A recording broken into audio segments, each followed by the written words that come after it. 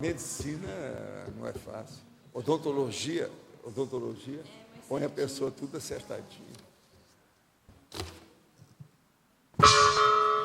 Tertúlia. Meu boa tarde para todos e todas. Hoje é dia 1º de novembro de 2010, segunda-feira. O verbete é o 1734. 4 páginas, 41 alogias e 11 máximas. O tema, pré-cosmovisão. A especialidade, cosmovisiologia. Definição. A pré-cosmovisão é o ato, o efeito de analisar, avaliar, examinar, interpretar ou julgar com acurácia a realidade, algo, objeto, fato, caso, ideia ou construto de maneira meticulosa, observando nitidamente a extensão dos componentes do todo para descobrir mais antes de quaisquer outras providências técnicas, pesquisísticas ou investigações racionais, a fim de determinar exatamente, em definitivo, com alto nível alto e heterocrítico, o eixo da demanda do objetivo. Vamos entender, eixo da demanda do objetivo. Agora, o balão de ensaio, as hipóteses provisórias, a pré-análise dos dados da pesquisa, o exame inicial das realidades banais, o exame das pequenas coisas, o acúmulo de informações relevantes, o somatório de vivências, a ponderação sobre os achados, o preenchimento das lacunas do conhecimento, os acrescentamentos diários, construindo momentos pré-cosmovisiológicos, a sutileza tornada óbvia, a consciência livre na condição de mega sutileza evolutiva. A base autocognitiva propicia as inspirações extrafísicas pró-associação ideativa original. Na argumentologia, nós temos os conjuntos de pequenas coisas. Nós detalhamos aqui, ou indicamos, fazemos uma listagem de 15 desses conjuntos. Na remissiologia, entre os 15 que nós apresentamos, destacamos autopensenização cosmovisiológica, pré-análise, pré-delineamentologia, pré-serenão e visão panorâmica. Frase enfática. A tentativa da visão detalhista ou de exaurimento do todo da cosmovisão pode ser melhor alcançada pouco a pouco a partir de mini-visões setoriais da vida no rame-rame diário. Como encara você o emprego da pré-cosmovisão nas pesquisas? Já publicou reflexões neste viés de investigação? Agora, pergunta. Ao mobilizar as energias ou tentar instalar o EG, sinto calor a ponto de provocar desconforto e sudorese. Qual seria a causa disso? Isso é superável com o tempo? Olha, isso aí mostra que é a sua falta, você está fora de forma. Então, a hora que você entrar em forma, se equilibrar mais, o neurovegetativo, o sistema nervoso secundário autônomo, ele vai reajustar mais, junto com o processo do cerebelo, a psicomotricidade.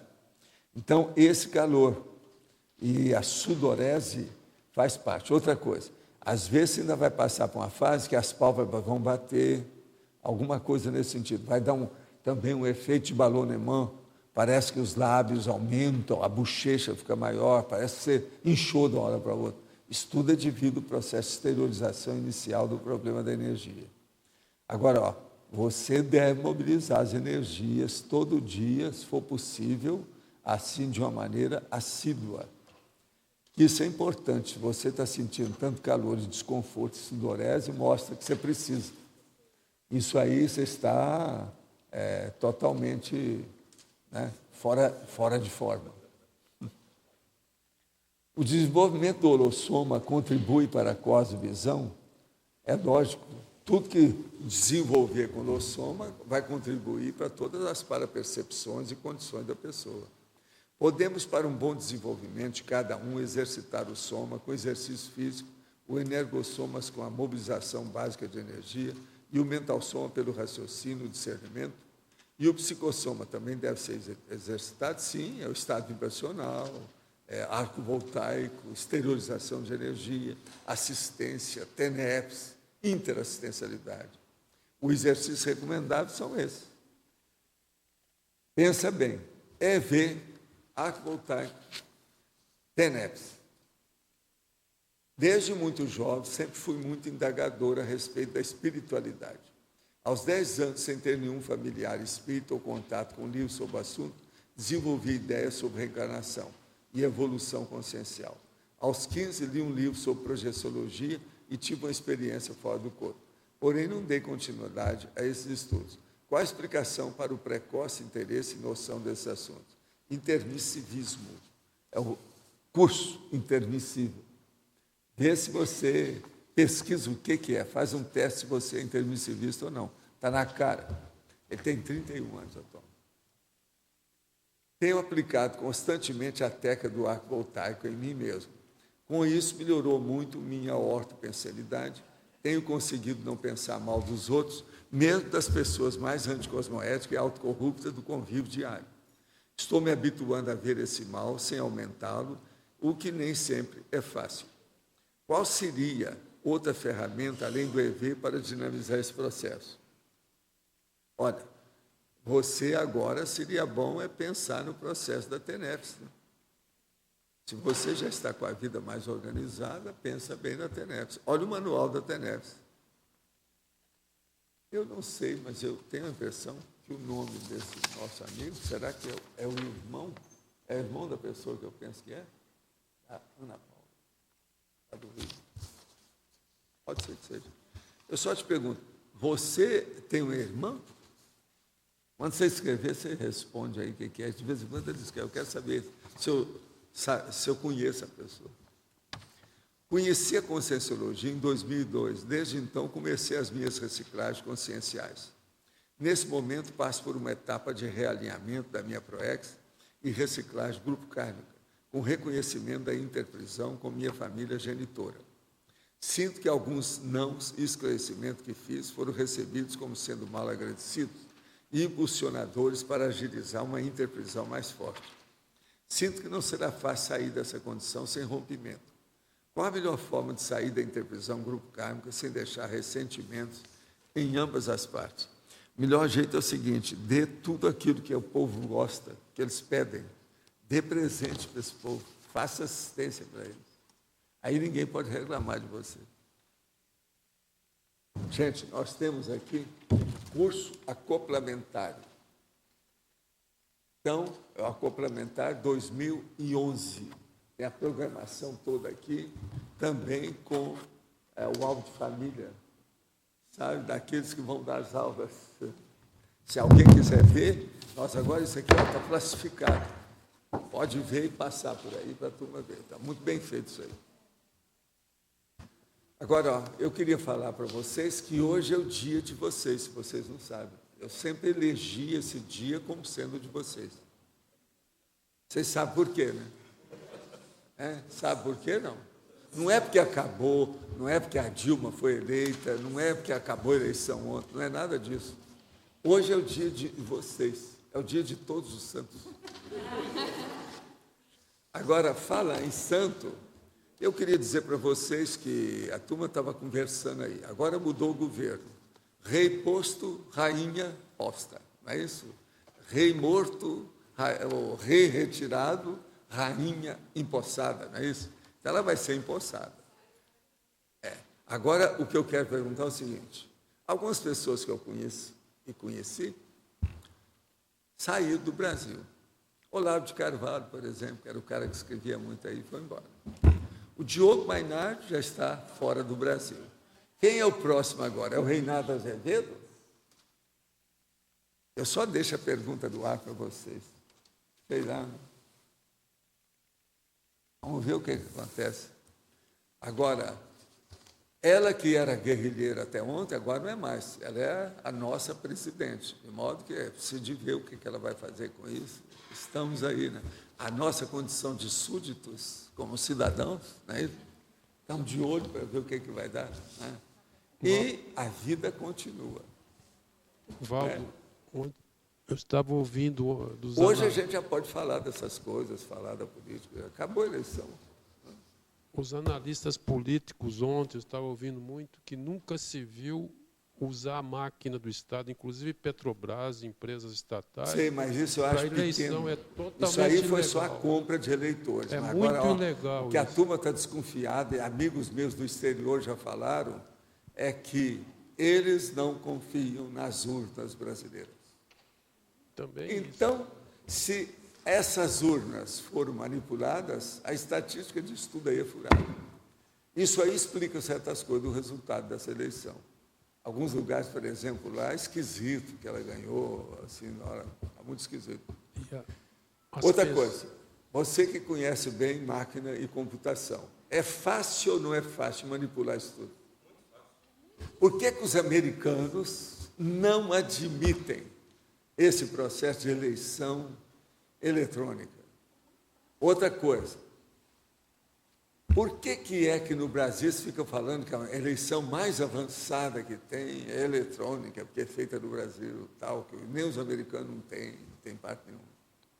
Eu acho que nós estamos bobeando nisso, tem que voltar para o papel. Eu gosto de ver o negócio escrito, é igual aqui, assinado, tudo, a gente vê quem é, olha a cara. Pois é, não, desde que haja o processo, vamos dizer, palpável, concreto. Esse negócio, eu já falei para vocês, eu não admito nada que seja virtual. Tudo para mim, isso não é realidade, é irrealidade virtual. Você faz o que quer virtualmente, você vai. Valdo, De modo que essa é mais uma eleição que eu, desconfiado que eu nasci em Minas Gerais, eu acho isso que é o aspecto mais sério. Agora, é lógico, eles usaram toda a máquina do Estado no Brasil, em toda a história, nunca nesse mundo e na história do Brasil. os analistas falaram. Aconteceu, nunca foi tão manipulado igual agora. Os analistas falaram e outra coisa que nunca se viu também tanta manipulação em geral, né? Geral. Outra coisa, as vamos ver pesquisas agora a de imprensa. opinião. Vamos ver agora se vão fechar o meu online. Você já pensou? Daqui a pouco eles vão entrar no online. Eu já falei que eu não acredito em verdade, não admito verdade virtual. Online a pessoa escuta, ela vê, depois ela vem aqui e constata. Ultrapassa o processo. E as pesquisas de opinião também sob suspeita, segundo os analistas, não sou eu que estou falando. Vamos ver agora a imprensa. Vamos ver o que vai dar com a imprensa. O próximo agora, vamos ver o Reinaldo Azevedo, o que vai dar, não é isso? Tem outros junto com ele, o Noblat, né? O Josias, né? São repórteres, são jornalistas, são cronistas.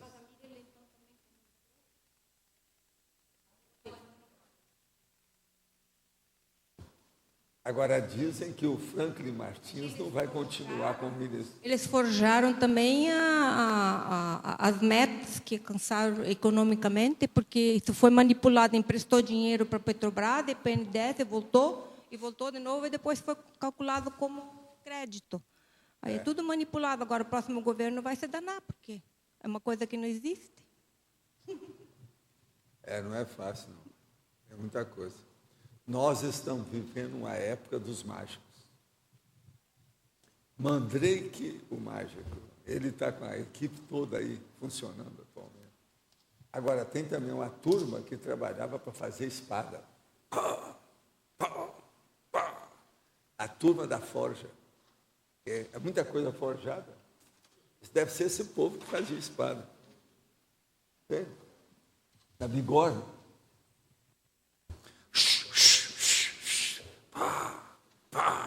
Acertando o metal para fazer espada. Tudo forjado. De modo que vamos ver o que vem por aí.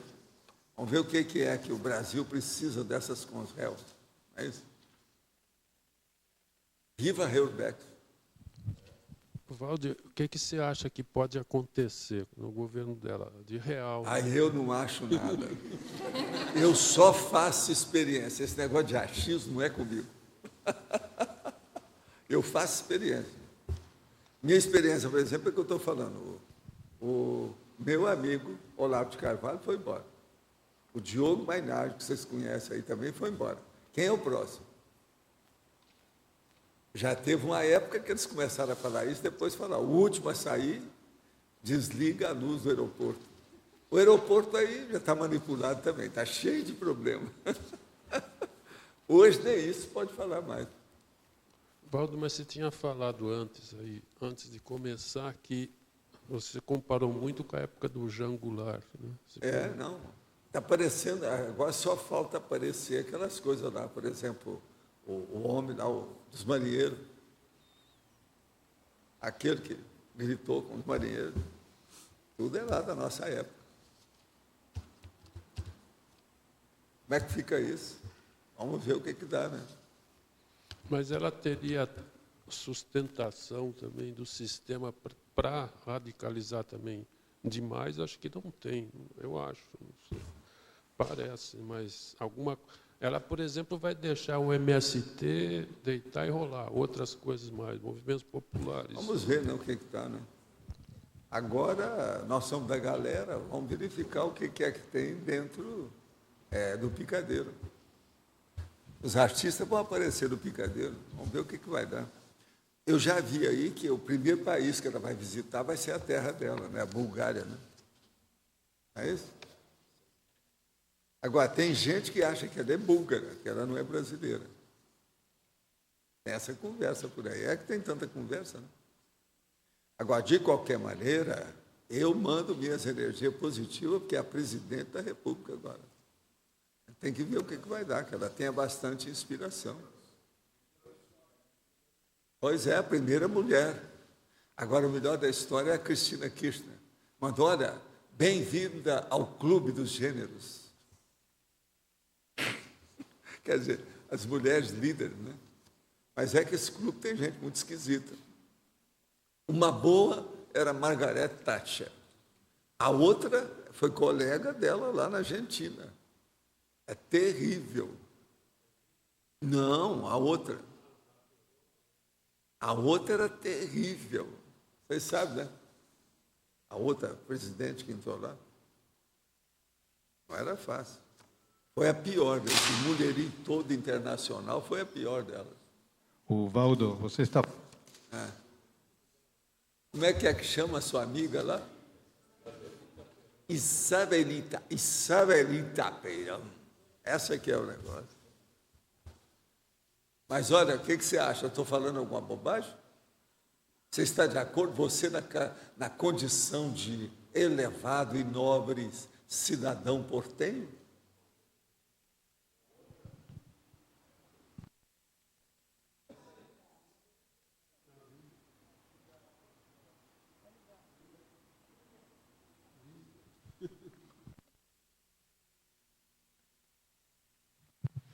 Alô?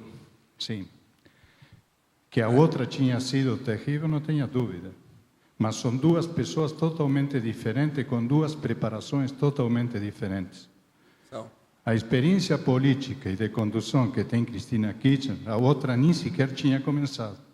A outra realmente foi presidenta simplesmente pelo fato de ser a esposa de Perón. Você, na condição de alto cidadão argentino aqui conosco, o que você acha que vai acontecer agora que o Kirchner foi embora? Tem duas coisas que são totalmente diferentes. Uma é a questão da governabilidade do país. E a outra é a questão interna do peronismo. São duas questões totalmente diferentes. As questões do país, segundo como eles está agora, não tem nenhum problema. Ou seja, o ano que está ficando de mandato, acho que não vai ter nenhum tipo de problema, porque a economia não tem problema, as questões sociais também não tem problema. Agora, a situação interna dentro do Partido Justicialista, onde Kirchner era o presidente, essa aí é outra história. Aí não se sabe como vai ser agora a nova diagramentação de forças. Um novo diagrama de forças interno dentro do próprio peronismo. Que ela possa assumir a condição política do justicialismo é uma coisa que está por se ver. Vamos ver se ela é descamisada. Esse aqui é o caminho. São os descamisados. Tenho tido uma experiência que vem se repetindo cada vez mais. Acontece ao acordar, iniciando-se no estado hipnagógico e prolonga-se mesmo quando instala-se a vigília física. Meus pensamentos parecem ter forma e massa em minha mente. Posso vê-los e agora também têm cores. Se o que estou pensando está meio confuso, as formas dos pensamentos não se encaixam. São formas geométricas e parecem físicas dentro de mim. Escuta, você precisa de ler um capítulo do livro Projeciologia que chama Hipnagogia. Isso tudo aí são formas hipnagógicas. Você está dentro do processo, está falando estado hipnagógico, é justamente isso, seu normal, você está descrevendo o estado hipnagógico. Não é imaginação, o fenômeno aparece sem que eu esteja pensando nele. Hoje, ao mesmo tempo, senti estar preenchida de algo quase físico, suponho que seja ectoplasma. O que pode ser esse fenômeno? O que posso fazer para que seja explorado e utilizado da melhor maneira? Olha, a hora que você começar a ver a formação dessas formas dentro do estado hipnagógico, você começa a pensar que você vai sair do seu corpo, da sua cama, e vai ver aquilo que está lá. Se você insistir muito, vai chegar um dia que, quando você vê, você está em outro lugar, muito fora e bem longe do seu corpo. Então, ele pode permitir você se projetar, se exteriorizar do corpo. Depende. Isso é o estado hipnagógico. E você pode entrar na projeção lúcida. A descoincidência começa a ser feita assim, por aquelas formações, as coisas que vão ocorrendo. Isso é um tipo de exteriorização da consciência. Pode me falar qual é a aplicabilidade, em termos gerais, da pré-cosmosvisão dentro da escala evolutiva das consciências? É colocar a pessoa mais lúcida do nível evolutivo que ela está. Seja onde for. Se você pega lá, por exemplo, o índice lá e a faixa, né? A tabela evolutiva, olha bem em você qual é o próximo passo que tem. A pré-cosmovisão amplia esse processo para você. Observa bem, em qualquer situação. Por exemplo, um tenepsista ele vai começar a ter uma cosmovisão do que é que vai ser a OFIEX para ele. Agora, uma coisa séria. A pré-cosmovisão pode ajudar, ou ser ajudada demais, na hora que os amparadores veem o ambiente para dar fenômeno de extrapolacionismo parapsíquico para a pessoa. Então, aí, ela dinamiza. Aquilo é uma propulsão, é um propulsor. Ajuda a pessoa mais rápido. E ela tem isso, nós estamos falando, o eixo da demanda do objetivo. Qual é o eixo da demanda do objetivo? Qual a linha que você vai seguir para atingir aquela meta? Isso aqui é muito importante, a pré-cosmovisão. O que é a pré-cosmovisão em linhas gerais, em linguagem clara? É você saber exatamente a anatomia da sua meta.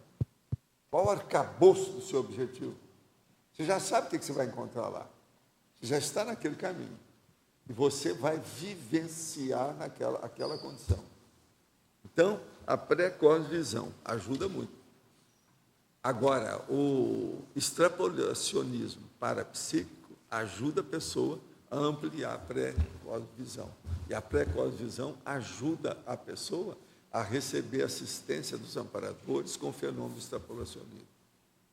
Então, vale a pena ponderar sobre isso aí. Professor Valdo, aqui no ar, na fatologia, o senhor poderia aprofundar a sutileza tornada óbvia?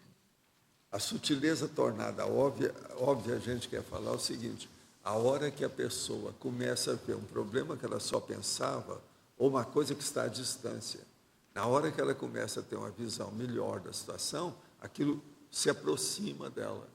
Ela entra logo em close, não fica, você está entendendo, noutra condição, muito à distância.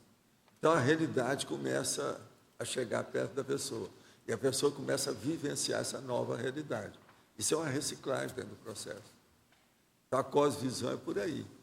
Então, tudo aquilo que é sutil, que é diáfano, que é difícil de entender, que é mateológico, que você nem tinha capacidade de pensar numa coisa daquela, aquilo começa a ficar mais ou menos normal para você. Bem próximo de você. Há uma aproximação dessa realidade, isso muda. Mas precisa ter uma apreensão dessa Tudo obviedade, tem que ter uma né? apreensibilidade. Você tem que entender a explicitação desses fatos. Agora, isso tudo vem. E outra coisa, a hora que você começa a entender um pedacinho, é como se levantasse assim um pedaço. Daí a pouco você levanta tudo, você vê tudo o que tem. Entende? Por isso que a pré-cosvisão é muito importante. A maioria das pessoas são muito monovisuais. Elas vê tudo bonitinho, certinho. Às vezes vê até com muita correção, com muita nitidez, mas uma coisa específica, setorial, pontual, como o povo gosta de falar. Só aquele ponto. Mas ela não tem uma visão panorâmica, ampla do processo. Então, a pré-cosvisão, a hora que a pessoa vê que isso existe e que ela é possível alcançar, que aquilo é susceptível dela dominar, tudo amplia. Aí ela entra na cosvisiologia mesmo. Agora, a cosvisão, ela é super necessária. Ela é inevitável, insubstituível. Ela não tem jeito. É preciso a pessoa alcançar isso para a pessoa desenvolver o processo do parapsiquismo. Uma pessoa com parapsiquismo, se ela pensar pequeno, ela não desenvolve, aquilo não deslancha, fica menor. E outra coisa, tudo nosso já visa uma cosvisão. Por exemplo, em vez de fazer TACOM, a gente tem que fazer Atares. Em vez de ter religião, o ideal é praticar a tenebris em favor dos outros. E por aí vai. Tudo tem uma cosvisão já maior. Isso é devido ao curso intermissivo. De modo que os nossos níveis, vamos dizer, de princípios básicos de vivência aqui, são todos superiores à média. O processo de nós nos batermos para o princípio da descrença, para a pessoa fazer a experiência por si. O problema da pessoa é ter um código de ética, que é a cosmoética, para poder viver. Olha bem como é que isso é sério. Uma outra coisa, que tudo é importante para a pessoa se ela começar a pensar que ela é interdimensional ou multidimensional. Ela tem que trabalhar com o parapsiquismo. Então, a cosvisão já está funcionando na nossa vida há muito tempo, a gente não percebe. Agora, o processo dessa pré-cosvisão é dar à pessoa essa lucidez, ela se despertar, ela acordar para essa realidade. Você entendeu, né? Obrigada. Sim. Gostaria que explicitasse mais os acrescentamentos diários construindo neomomentos pré-cosmovisiológicos. Na terceira linha, de baixo para cima, mais ou menos no começo, de fatologia. Os acrescentamentos diários construindo neomomentos pré-cosmovisiológicos. E se a gente prestar atenção, o que é que tem de novo nessas coisas nossas? Então, isso é muito importante. Por exemplo, vamos pegar aqui. Eu já falei aqui, por exemplo, o eixo da demanda do objetivo. Muita gente aí, às vezes, nunca pensou nesse eixo. Isso é uma coisa nova. Então, veja, é um acrescentamento de hoje que pode construir outros momentos novos pré-cosmovisiológicos. Por exemplo, aqui tem, na interdisciplinologia, tem uma das linhas de conhecimento que eu chamo de sexiologia. Isso aí tem muita gente que nunca pensou nisso, que é o processo da pessoa fazer dissecção anatômica, profunda, nua e crua, das coisas, das vivências que ela tem. Isso é importantíssimo. Por isso que eu chamo aqui também, na taxologia, eu chamo conjuntos de pequenas coisas no âmbito do atacadismo e do generalismo. Então eu chamo árvore de Natal, bric-a-brac, calidoscópio, colagem, que é a fotomontagem, coletânea, estereograma, mistura, que é o mexido. Mexida já é comida. Mosaico, patchwork, que é a coxa de retalho, o pupurri, o puzzle, que é o quebra-cabeça, as quinquilharias, que é o lixão, sopa, que é uma salada, video wall. Video wall aí, ó, vocês pensam bem. Video wall, uma parede de vídeo, essa mexe até com você. Que aí, ó, a panorâmica, um painel do vídeo. E depois, o vitral. Tudo isso são conjuntos de pequenas coisas. Presta atenção que vocês vão ver. O que é um vitral real? É pedaço de vidro colorido. O que é uma coxa de retalho? Pedaço de pano de diversas procedências e tipos, não é isso? Por aí vai. Mexido. É uma comida gostosa, desde que seja bem feita, tem que ter arroz no meio, quase sempre. Mas mexeu, misturou tudo. Quer dizer, comida de pobre, que é a minha. Na minha infância tinha muito mexido. Mosaico é um conjunto de pedras, granitos, cacos, quer dizer, uma cacaria, né? Cacaria. Aí, então, tudo é isso. Colagem, é justamente isso também. Ilustração, né? Conjunto. Bric-a-brac, é conjunto de bobajada, de tudo que você pensar. Tudo que pensa. Árvore de Natal, você pendura lá o que você quiser. Né? O que você quer falar? Valdo, página 1, na parafatologia, o último item dela. A base autocognitiva propicia as inspirações extrafísicas pró-associação ideativa original. O que eu queria perguntar é o seguinte, pode ser também propicia, né? Em vez de propícia, mas propicia.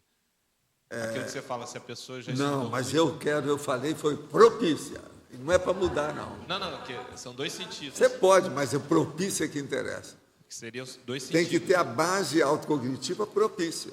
Se ela não for propícia, não adianta nada. Esse de propiciar é essa que vai propiciar. Mas veja, a natureza da base é mais importante.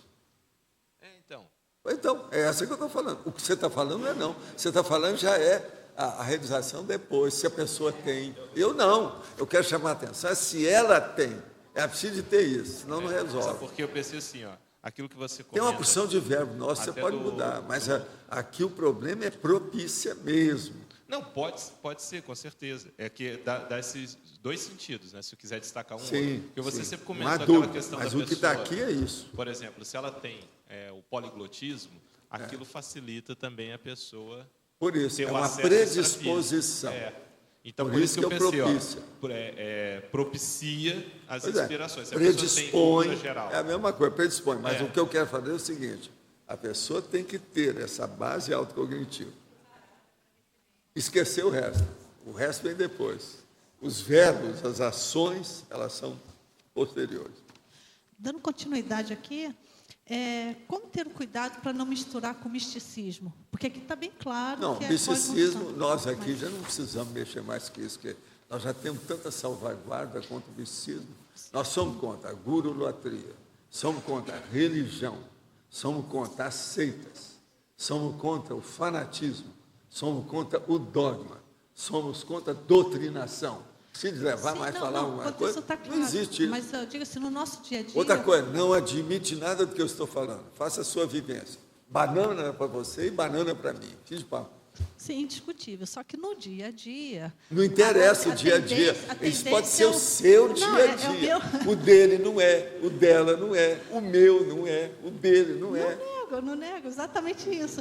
Porque eu vejo Então, a tendência, apesar de ter tudo isso teoricamente, e algumas vezes até na prática, mas a tendência, ainda vejo a tendência... A tendência é burra aí. Essa tendência tem que ser cortada. Eu já considero que está eliminado. A turma que nós estamos estudando aqui, o nível já é outro. Isso já não é mais linha de conta. Isso não entra mais em linha de conta. Para nós aqui já era. Não acha, não? Eu falando desse assunto todo avançado aqui... Não, eu vejo muito lógico, mas eu não nego que às vezes... Eu não nego o povo que pergunta aqui, mas, por exemplo, para você aqui que me conhece, isso é bobagem. Essa turma que pergunta, tudo certo. Você tem que explicar, mostrar. Lá para nós eu ainda aqui, vejo que é bobagem. no dia a dia ainda Sim. vai, roda, ainda tem mais uma tendência. Não, mas isso ali que tem mais por aqui, são bilhões. Então, nesse E outra coisa, sentido, tem mais consciência do que consi. É pior ainda. que apesar do conhecimento, na prática vai ver, o misticismo ainda acabou Por predominando. isso que nós somos uma micro-minoria minúscula. Nanotecnológico. Valdo, aqui. Você já tinha falado alguma coisa na definologia, na parte final, o eixo da demanda do objetivo, né? É. Você falou alguma coisa, você podia aprofundar, porque eu entendi uma coisa aqui, mas... O eixo da demanda é a diretriz que você tem que seguir. É essa diretriz que eu falo, que é a linha mestra da história, que a pessoa tem que levar a sua autopensionização para ficar com pensene linear, na reta. Então, é justamente esse eixo da demanda. O eixo da demanda é você alcançar o objetivo com a linha reta. Javalínica. Você mostrou aqui, ó, marcou aqui, você atinge lá. Então, a coisa é muito séria. Seria uma demanda básica, aquela demanda principal para atingir o objetivo, é isso, né? Eu quero falar para você lá que tem um nosso amigo de História em Quadrinhos, que me encontrou lá em Uberaba, que é o Esbriça. Ele desenha extraordinariamente bem. Ele, inclusive, fez as ilustrações do livro com o doutor Ivo Pitangui. Ele conhece tudo, é médico, e é desenhista também, igual a vocês. Ele está querendo fazer publicação de certos livros. Tem livro dele que não vai dar para a gente publicar, porque nós não vamos publicar aqui gibi de faroeste, né? Não dá. Mas parece que tem outras coisas, de outros assuntos. Eu estou só te falando, que depois eu quero falar também com o Pedro. Isso. Para vocês ficarem sabendo, Esbriça. Tem os livros dele, de História em Quadrinho, lá na Holoteca. É só você perguntar, o livro do doutor Pitangui, junto com outro médico, que fez as ilustrações da cirurgia. E ele está cheio de vida, foi lá, me apresentou, mostrou a modelo. Ele atualmente, ele também é pintor. E já ganhou vários prêmios, inclusive fora do Brasil, com a pintura dele. Ele é fora de série. Legal. Ele deve entrar em contato aí com a gente, mas eu desejaria conversar com o Pedro já, né? Eu conheço o Esbriça há muitos anos, sabe? Interessante. Ele é fora de série. Vamos entrar em Você há contato. de ver, ele é que fez, como é que chama aquele? É o Bill Allen, é um negócio desse que é o herói do faroeste que ele fez. Tem uma opção de gibis dele publicado. Agora, o dele é muito bem feitinho. Você viu, né? O desenho dele, o Esbriça é fora de série. E ele agora é pintor, ele resolveu ser pintor, está ganhando láureas, prêmios, tudo fora do Brasil. O homem é uma fera. Muito bom. Eu vi os dados dele, da láurea, fora do Brasil. Vamos tentar entrar em contato, né? Pois é, não. E talvez ele vai aparecer aqui. Ele falou que estava querendo vir aqui, que não deu tempo. Possivelmente ele vai aparecer aqui. A senhora com quem ele casou, a mulher dele hoje, era modelo. E é modelo dele uma moça toda bonita, modelo, que é modelo das pinturas dele.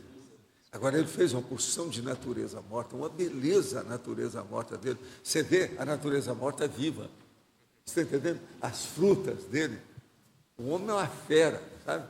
Ele sabe usar todas as técnicas, né? A tecnologia toda de vocês aí, mais alguma coisa que eu não sei o quê. Tem coisa dele que eu não sei como é que faz. Valdo, Mas fala. Página 2, aqui na teoriologia. Você pode explicar qual é essa teoria? A teoria da equivalência das condições. Eu acho que aí seria bom a Rosa falar sobre isso. Teoria da equivalência das condições. É um processo que eu acho que é com você. Ai, caramba. Bom, equivalência das condições. Das condições. Você pode ter essa equivalência? Ela vai te dar toda a definição só por dedução matemática. Não, é porque a equivalência vai depender do objeto que você está trabalhando, né? Pode ser como que eu vou dizer, por significado, pode ser por tamanho, pode ser por massa, Mas, assim, tem que uma coisa substituir a outra de uma maneira que o resultado seja o mesmo. Equivalência, equipotência. Então, a teoria da equivalência de condições. Está Então, perfeito você tem o que ela está falando. Você Agora, tem então, por exemplo, você tem uma visão aqui, você viu uma visão lá, na hora da interpretação tem que ter uma equivalência nisso. Você não pode desmerecer nem aqui nem lá. Essa que é a teoria da equivalência Então, das assim, condições. na hora que você As vai- condições têm que ser. Então, por exemplo, uma das coisas que se aplica isso aqui é a técnica da ciência convencional para fazer uma pesquisa. Se você colocar tudo nas mesmas condições, É a decisão das variáveis na modelagem Mas é. do problema. Você tem que fazer de tal forma que possa Isso. ser equivalente. o caso é esse. Você entendeu aí? Aconteceu um fato curioso nesses dias sem tertúlia. Eu fiquei claramente assediado e, mesmo fazendo EV, foi difícil anular. Fiquei bem cansado e com o humor alterado. Será que isso tem lógica ou será que foi coincidência? Olha, o melhor é você anotar isso aí e vão ver daqui para frente. Agora, ó, só vai ter uma dificuldade. Não vai ter ausência de tertúlia. Então, como é que vai fazer, né? Pelo menos eu estou aqui. 4 dias assim vai ser difícil de não ter tertúlia daqui para frente.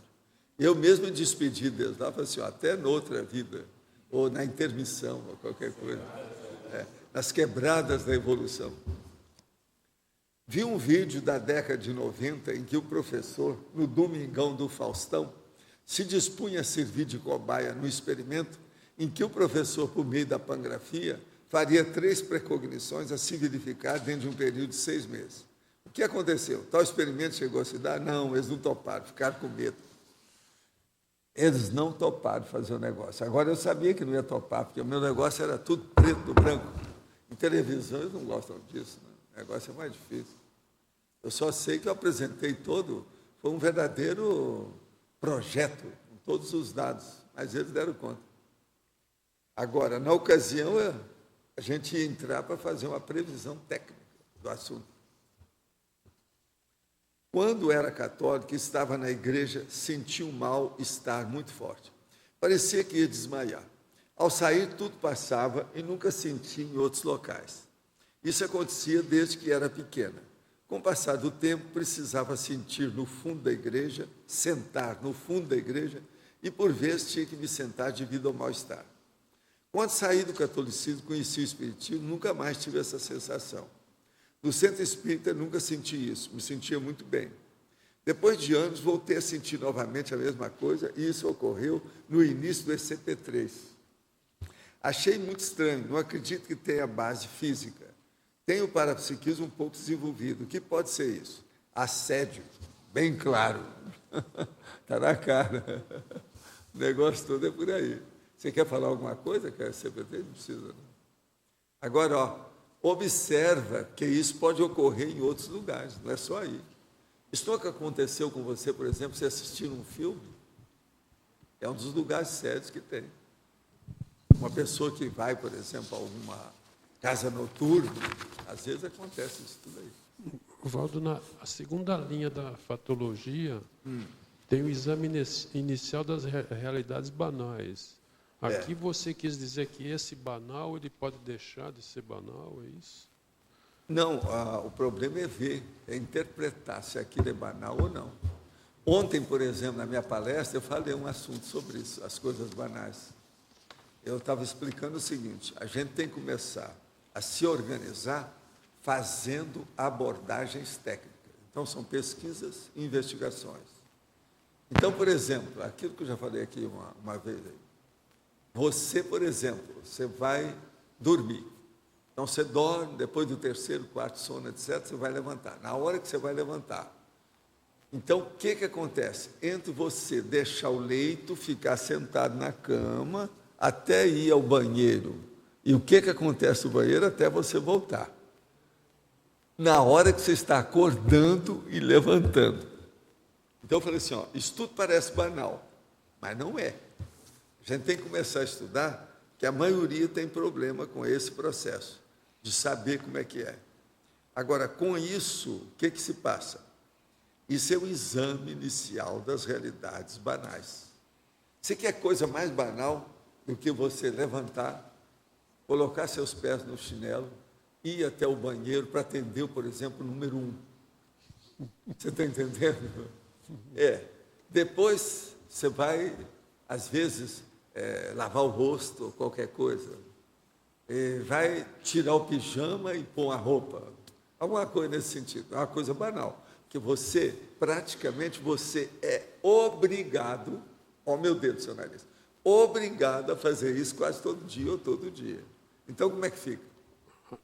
Então, vamos voltar agora. Como é que está aqui?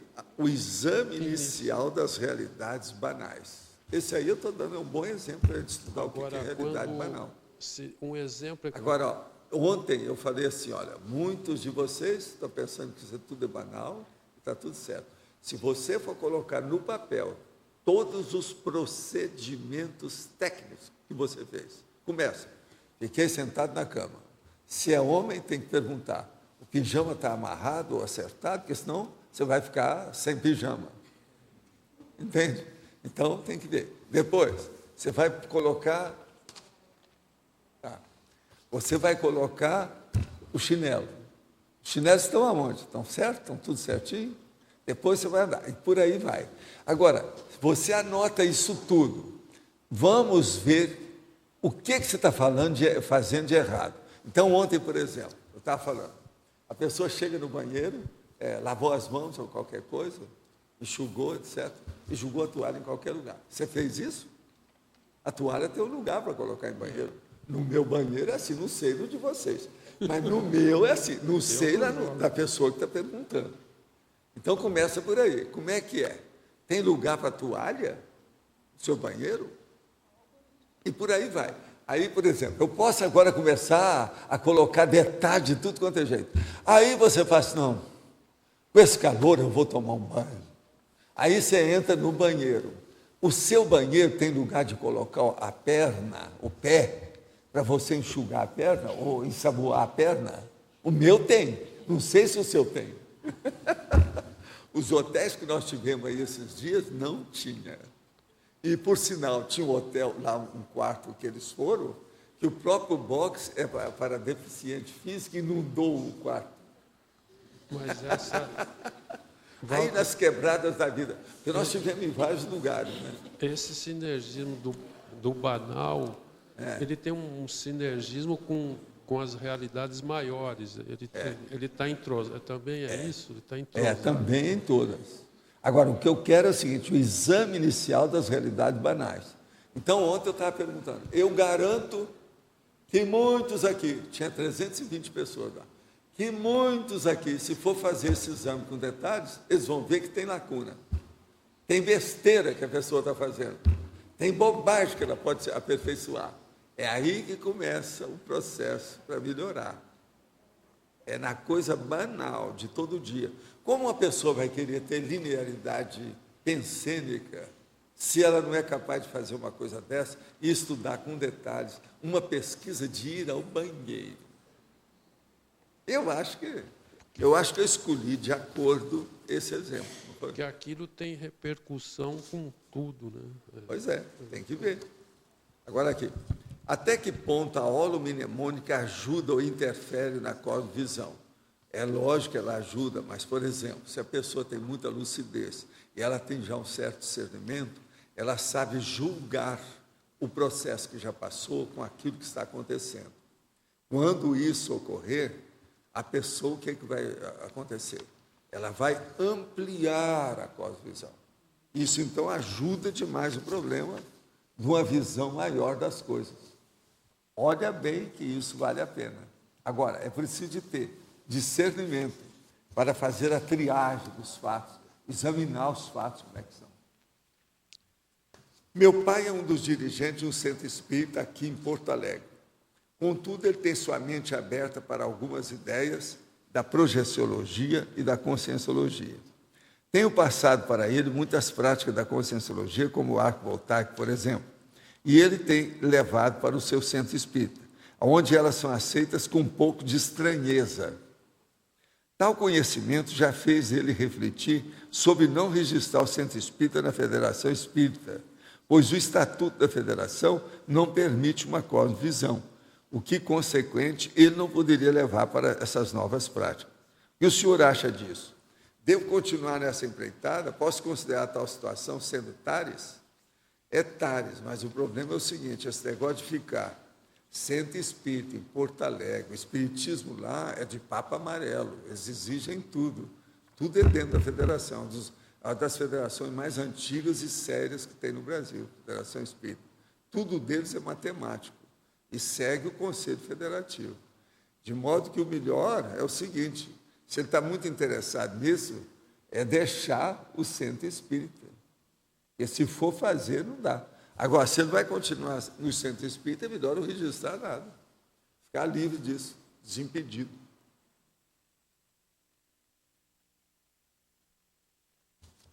Aqui quando o senhor fala na ciclologia, na página 2, o senhor comenta o ciclo análise-síntese.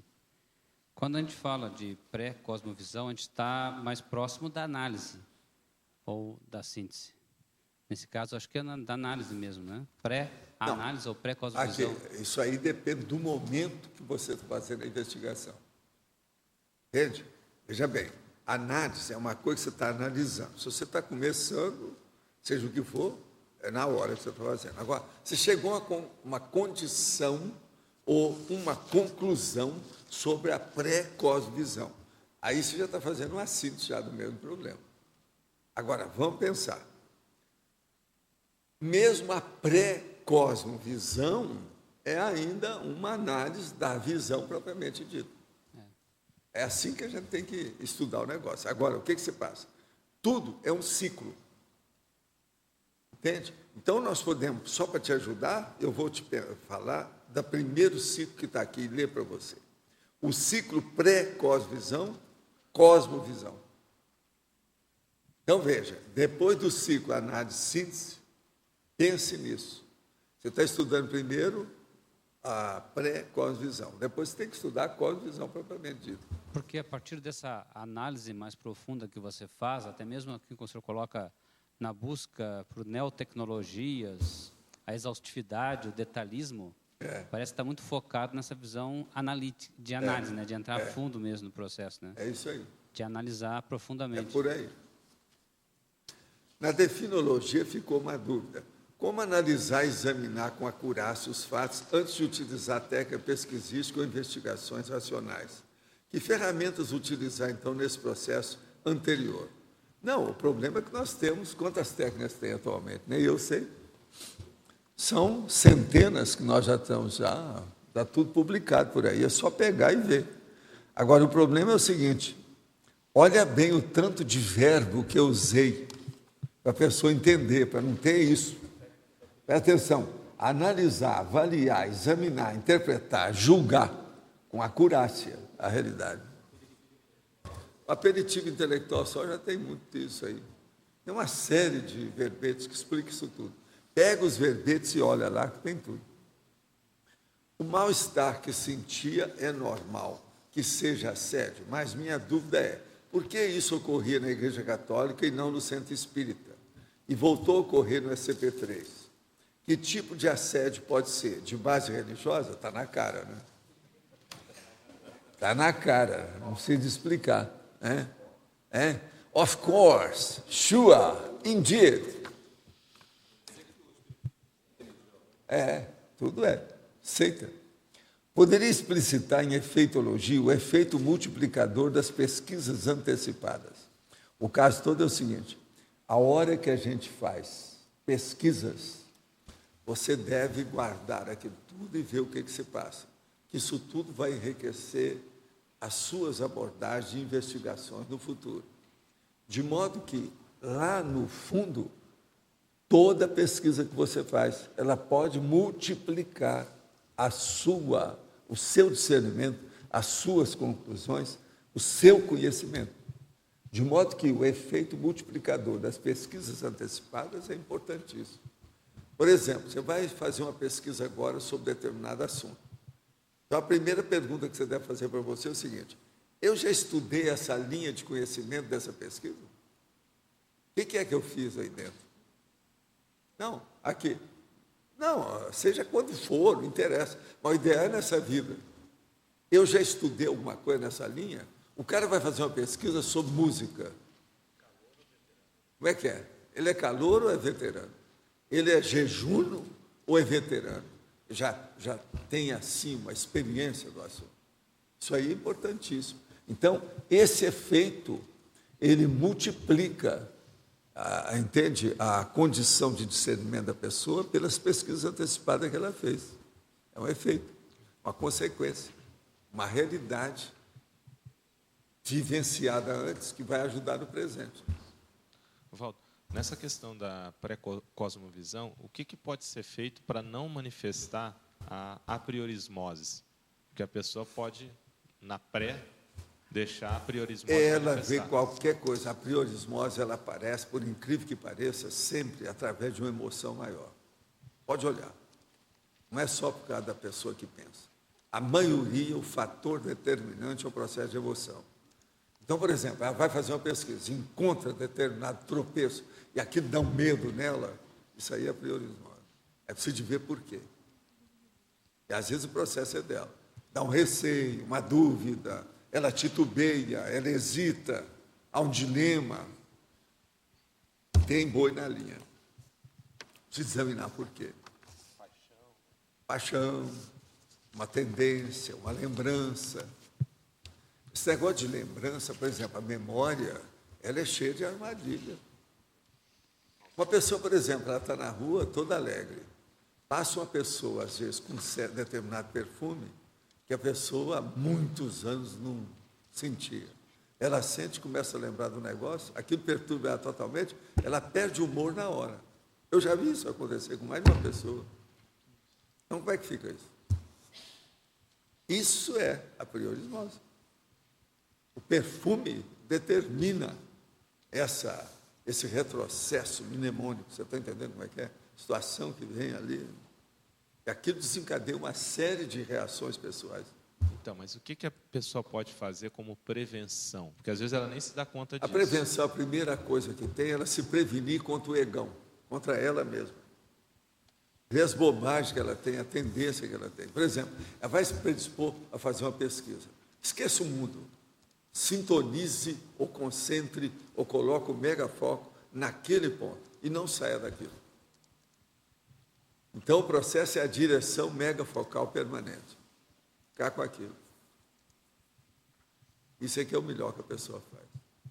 Agora, qualquer outro pensamento, se ela, por exemplo, está lá, e às vezes ela não quer perder o pensamento, a situação é muito importante. Eu não posso pensar nisso, então vou pensar depois. Anota no papel, põe no bolso e esquece. Vamos seguir. Mas fique imperturbável. O negócio é ali.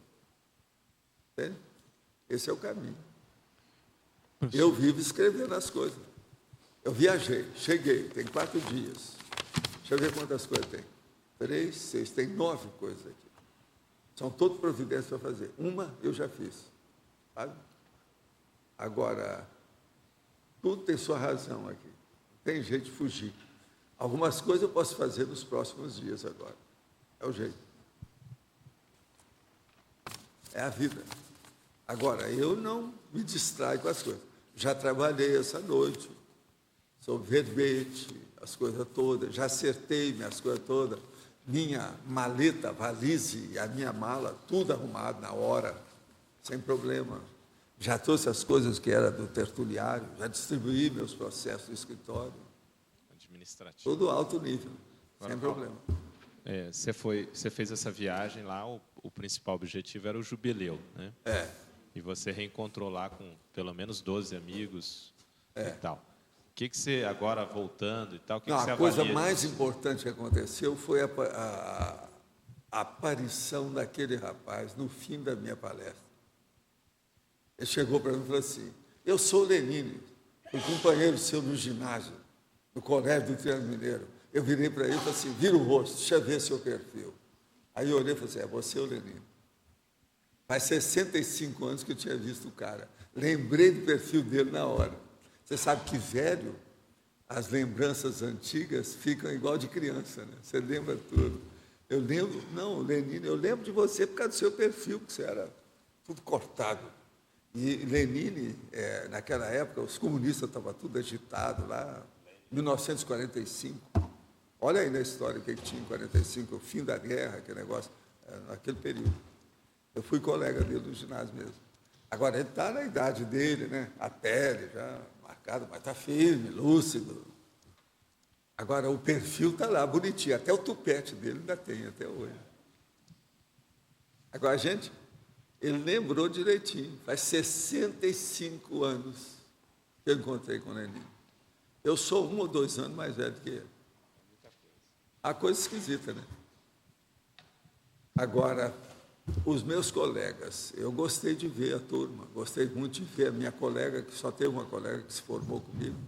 Agora, eles me falaram que 17 deles já dessomaram. Nós éramos mais ou menos 49 pessoas. Agora, apareceu lá mais ou menos 12, né? Não passou disso. 11, uma dúzia, né? Hein? Foi 10, né? Você contou, eu estava no meio?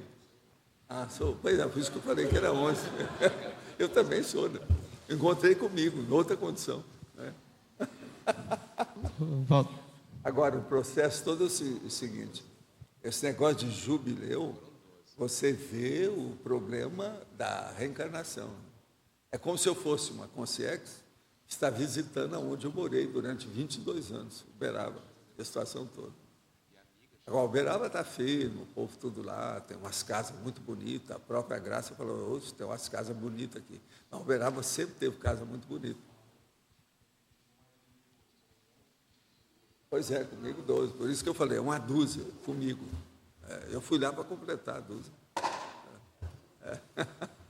Mas extrafisicamente, assim, agora, qual que é o ponto? Você fez a conexão com eles? Não, eu fiz a conexão, a gente deu também os livros lá para saber o que a gente está fazendo. Tem alguns que já seguem as minhas coisas, alguns falaram que me viram até na televisão, outros viram aqui a tertúlia, por incrível que pareça. Tem cara que eu nunca mais vi, fazia 50 anos. Ele falou, não, você lembra que uma vez foi o fulano e você mandou os livros para mim? Pois é, me roubaram os livros. Daí a pouco chegou outro e falou, pois é, meus livros também me roubaram. Aí chegou a outro, meu livro também. Teve 3 que falaram que eles roubaram os livros. Quer dizer, meus livros estão sendo roubados como nunca. Isso já acontecia antes. Pois é, a da Vânia foi projeciologia. Agora, dos outros, o do nosso amigo lá, o italiano, também eu acho que foi projeciologia. Mas ele foi um parente. O parente que levou, ele ficou sabendo quem. Professor Valdo. Está muito interessado nas minhas coisas. Ele falou que ele segue tudo. Ele vê a certeza. Qual foi a repercussão que teve a entrega da enciclopédia para os seus colegas? Não tem nada demais. Nada, tem um dos meus colegas que me deu um livro. Eu vou trazer aqui qualquer hora também, está lá separado, que eu vou mostrar para vocês o livro que ele me deu. Ele escreveu um livro sobre história. Entra cristianismo no meio, uma opção de coisa. Mas está lá o livro. É colega meu. Mostrou. Agora, você pode falar também lá do comissário de bordo no voo, que te abordou lá? O comissário é o seguinte, nós estávamos no avião, a hora que vem o homem insiste comigo, o senhor não quer água? Eu disse, não, obrigado, eu tenho. Ele viu. Mas aquilo eu vi, você está querendo, está na cara que já me viu em algum lugar. Aí ele chega e conversa, depois não aguentou, né? A hora que o negócio ficou mais calmo e tal, ele chega e fala assim, vem cá, mas o senhor é aqui da projeciologia, não é? Pois é, não sei o quê. Aí começou. Mas olha, essa turma que viaja muito, a maioria me conhece. Tinha lugar, a Varig, por exemplo, eu viajava tanto que eu já entrava, o povo tudo me conhecia. Sabe? Todo mundo. Às vezes até o piloto, o povo todo. Eu viajava demais, né? Isso é normal. Agora, de vez em quando tem, né? Um ou outro. Agora, por exemplo, na hora que nós estávamos no aeroporto, que chegou aquele senhor e pediu para tirar a fotografia comigo, e eu tirei com ele, você viu isso? Não. Em Curitiba, outra coisa. Aí tinha uma outra pessoa que tinha barba igual essa. A Graça que me chamou a atenção, olha lá. Falei assim, ixi, que lá está mal assistido, tem alguma coisa. Aí o cara chegou, tirou fotografia minha. Não quis tirar eu com ele, não. Ele queria só a foto. Chegou lá e pediu para tirar a fotografia do tal homem. Foi. Aí, a hora que sai, que eles chamam, e o homem vai embora, e o fotógrafo também, pegaram uma consciência, trouxeram perto de mim, a gente julgou a energia com calma e eles levaram. Estava com o homem da barba. E eu tinha falado com a Graça, eu falei, ele está mal assistido. Agora, isso tudo é dentro do aeroporto, com a maior naturalidade, sem problema nenhum. É a vida, né? Faz parte, né, do serviço. O que vai fazer? Assistência. Por isso que eu falo, a gente tem assistência o tempo todo. Professor Valdo, como que o professor observa o desenvolvimento da forma holopensênica da conscienciologia aqui nessa saída do professor, fazendo uma comparação do ambiente intrafísico para os trabalhos parapsíquicos do professor e até intelectuais? Você está falando o que eu fazia lá há 50 anos, agora, o que eu faço aqui? Não, que o professor viaja pouco, não é? Então, não, agora eu não quero viajar nunca. Sim, mas o professor tem a possibilidade de fazer uma comparação do desenvolvimento da forma holopensênica da conscienciologia aqui em Foz do Iguaçu com outro ambiente. As minhas formas aqui são todas muito bem assentadas, de acordo com o meu estilo, minha vivência, meu temperamento, minhas tendências. Você não pode comparar isso, nem você não pode comparar. Sua casa é o melhor lugar do mundo. É seu, é o holopensene seu. Aqui, por exemplo, não dá para comparar. Minhas coisas são tudo muito mais arrumadas do que todo mundo. Mesmo esses colegas meus lá, presta atenção. Você não acha que eu sou mais arrumado que esse povo todo? Você viu? No entanto, é gente muito boa, alto nível, gente que faz assistência esses anos todos. Tem gente ali que está trabalhando na medicina até hoje. São 50 anos de medicina. Não é fácil. Entende? Trabalhando, está ajudando os outros. Mas agora, em matéria de organização, está difícil de pegar comigo. Tudo meu é estudado, tudo quanto é detalhe. Tudo eu passo o pente fino, eu pinteio com pente fino. Não é pente grosso, é pente fino. Então, é o que eu chamo de fazer dissecção, sexiologia que eu estou falando aí. Então, não dá para comparar. Agora, por exemplo, você vai olhar o processo do ambiente. Por exemplo, uma das coisas que todo mundo viu, não foi só eu, em Uberaba, por exemplo, praticamente não tem ar-condicionado. Um calor que estava a 40 graus, tudo quanto é lado. A sombra estava quente, está a 37 graus. Todo mundo está sentindo. Está todo mundo assim. Nós fomos procurar, em Uberaba, por exemplo, um restaurante que tivesse ar-condicionado, ninguém achou. Meu filho procurou por todo lado, não achou nada. Agora, eu falei isso na palestra ontem à noite. Falei assim, olha, Uberaba precisa de ver que existe um troço chamado ar-condicionado, condicionador de ar. Está precisando. Muita gente vai morrer ali, aquele calor, aquilo faz mal. Agora, você sabe que a pessoa acostuma, né? Uberaba sempre foi quente mesmo, tem uma época. Agora, lá ontem estava muito quente, ontem principalmente, porque estava nesse início de tempestade. Você sabe como é que é. Quando está preparando a tempestade, há aquele processo. Aí aumenta o calor, o negócio é sério. O rebaixamento do problema da atmosfera está muito quente mesmo, não estava fácil. Muito quente, todo mundo está sentindo isso. Agora, é necessário, né, ver esses detalhes assim. Minhas coisas são todas de muito detalhe, o povo não olha muito detalhe. Eu sou detalhista, dentro do processo de pesquisa. E outra coisa, não fica pensando que eu sou assim, porque eu sou monk, tenho mania, ou tenho toque, ou qualquer coisa. Não é bem isso. O problema todo é o seguinte, se você se acostuma a olhar as coisas com mais detalhes, com mais minúcias, você está pesquisando o mundo todo. Tudo fica mais claro para você. Você quer entender e compreender e entrosar todos os fatos com outros fatos. A sua visão vai chegar nisso que nós estamos falando aqui, a cosvisão. É inevitável. Entende? E tudo você quer saber como é que é. Agora, tudo a gente tem que ver. Por exemplo, a sua aura. A hora que eu comecei a mexer aqui e responder, sua aura ampliou. Assim, é assim. A aura é sua psicosfera. Agora, você sente a energia? Senti, eu comecei a enxergar tudo diferente. Pois é. Quando o professor iniciou. Até eu estava sentindo uma dificuldade. Agora, você veja bem, ó, só o meu holopensene daqui, para o seu daí, a minha psicosfera daqui, para a sua daí. A gente influi. Porque você sabe, energia não tem tempo nem espaço. Você supera isso tudo, você ultrapassa esse processo. Então, tudo fica junto. A gente, por exemplo, a gente faz um arco voltaico perto da cabeça da pessoa. Muito bem, mas isso não quer dizer que seja necessário. Você pode fazer à distância. Mas agora é importante fazer junto por vários motivos.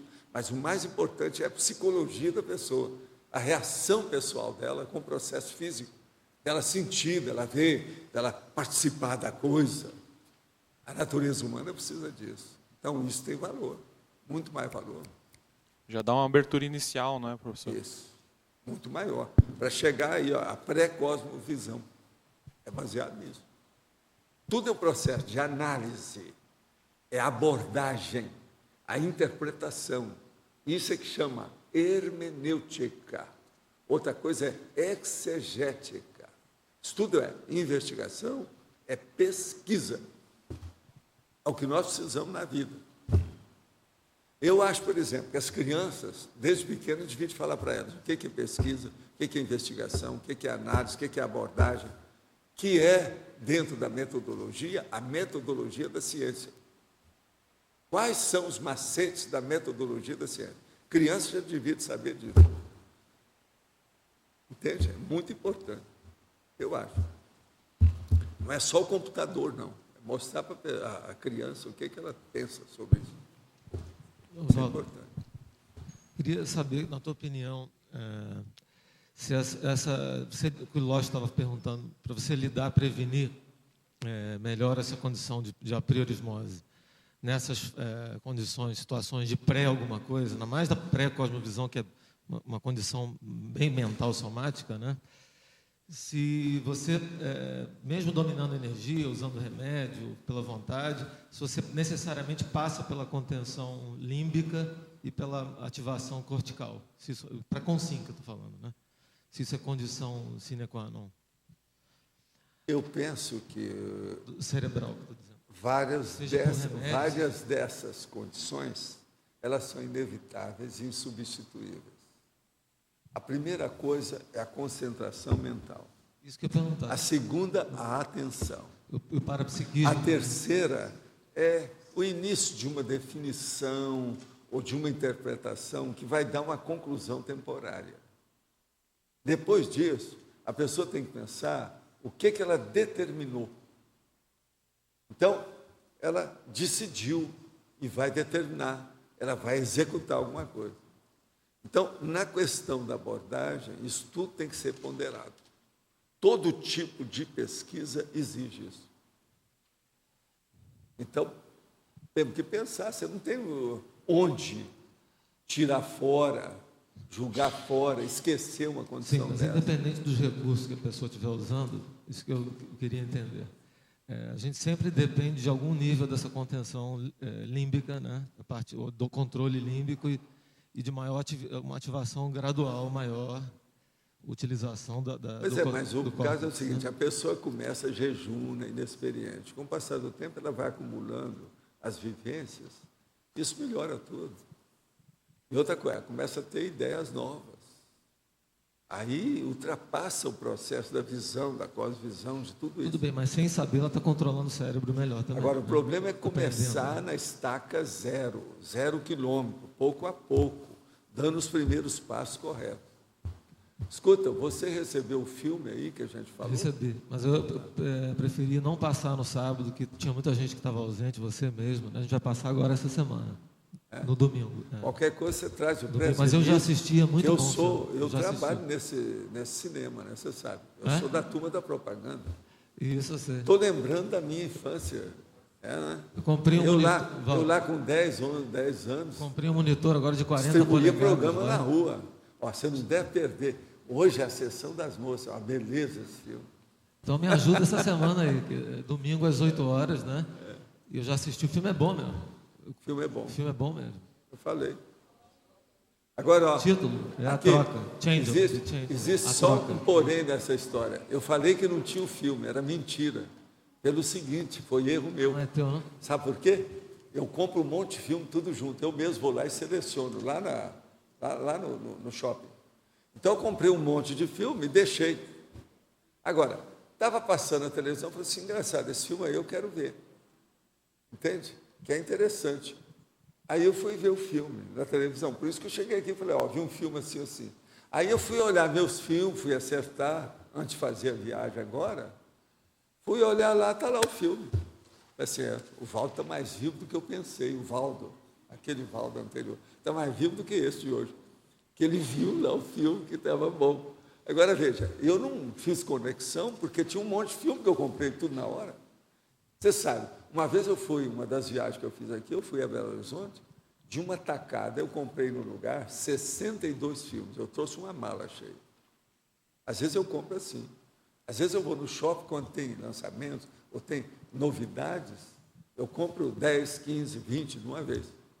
Entende? E eu vou vendo aos poucos. Por isso eu não sei que filme que é. Por isso que eu falei. Você sabe escolher e tem grana para comprar também. Outra coisa, esse aí é filme de R$ 7,99, tá? Baratinho, né? Mas 60... Você sabe que eu compro esses filmes, né? Filme que já foi visto, que não sei o quê. Porque geralmente tem filme bom no meio. Eu pego emprestado mesmo. Mas eu comprei, com o dinheiro que eu economizo, eu comprei um monitor de 40 polegadas lá para assistir filmes. O pessoal me manda filme de outros estados agora. Um monte de coisa, acho. Você sabe que durante muitos anos, na década de 90, eu estava atrás de um monitor de 40 polegadas. Né? Aí a RCA fez um.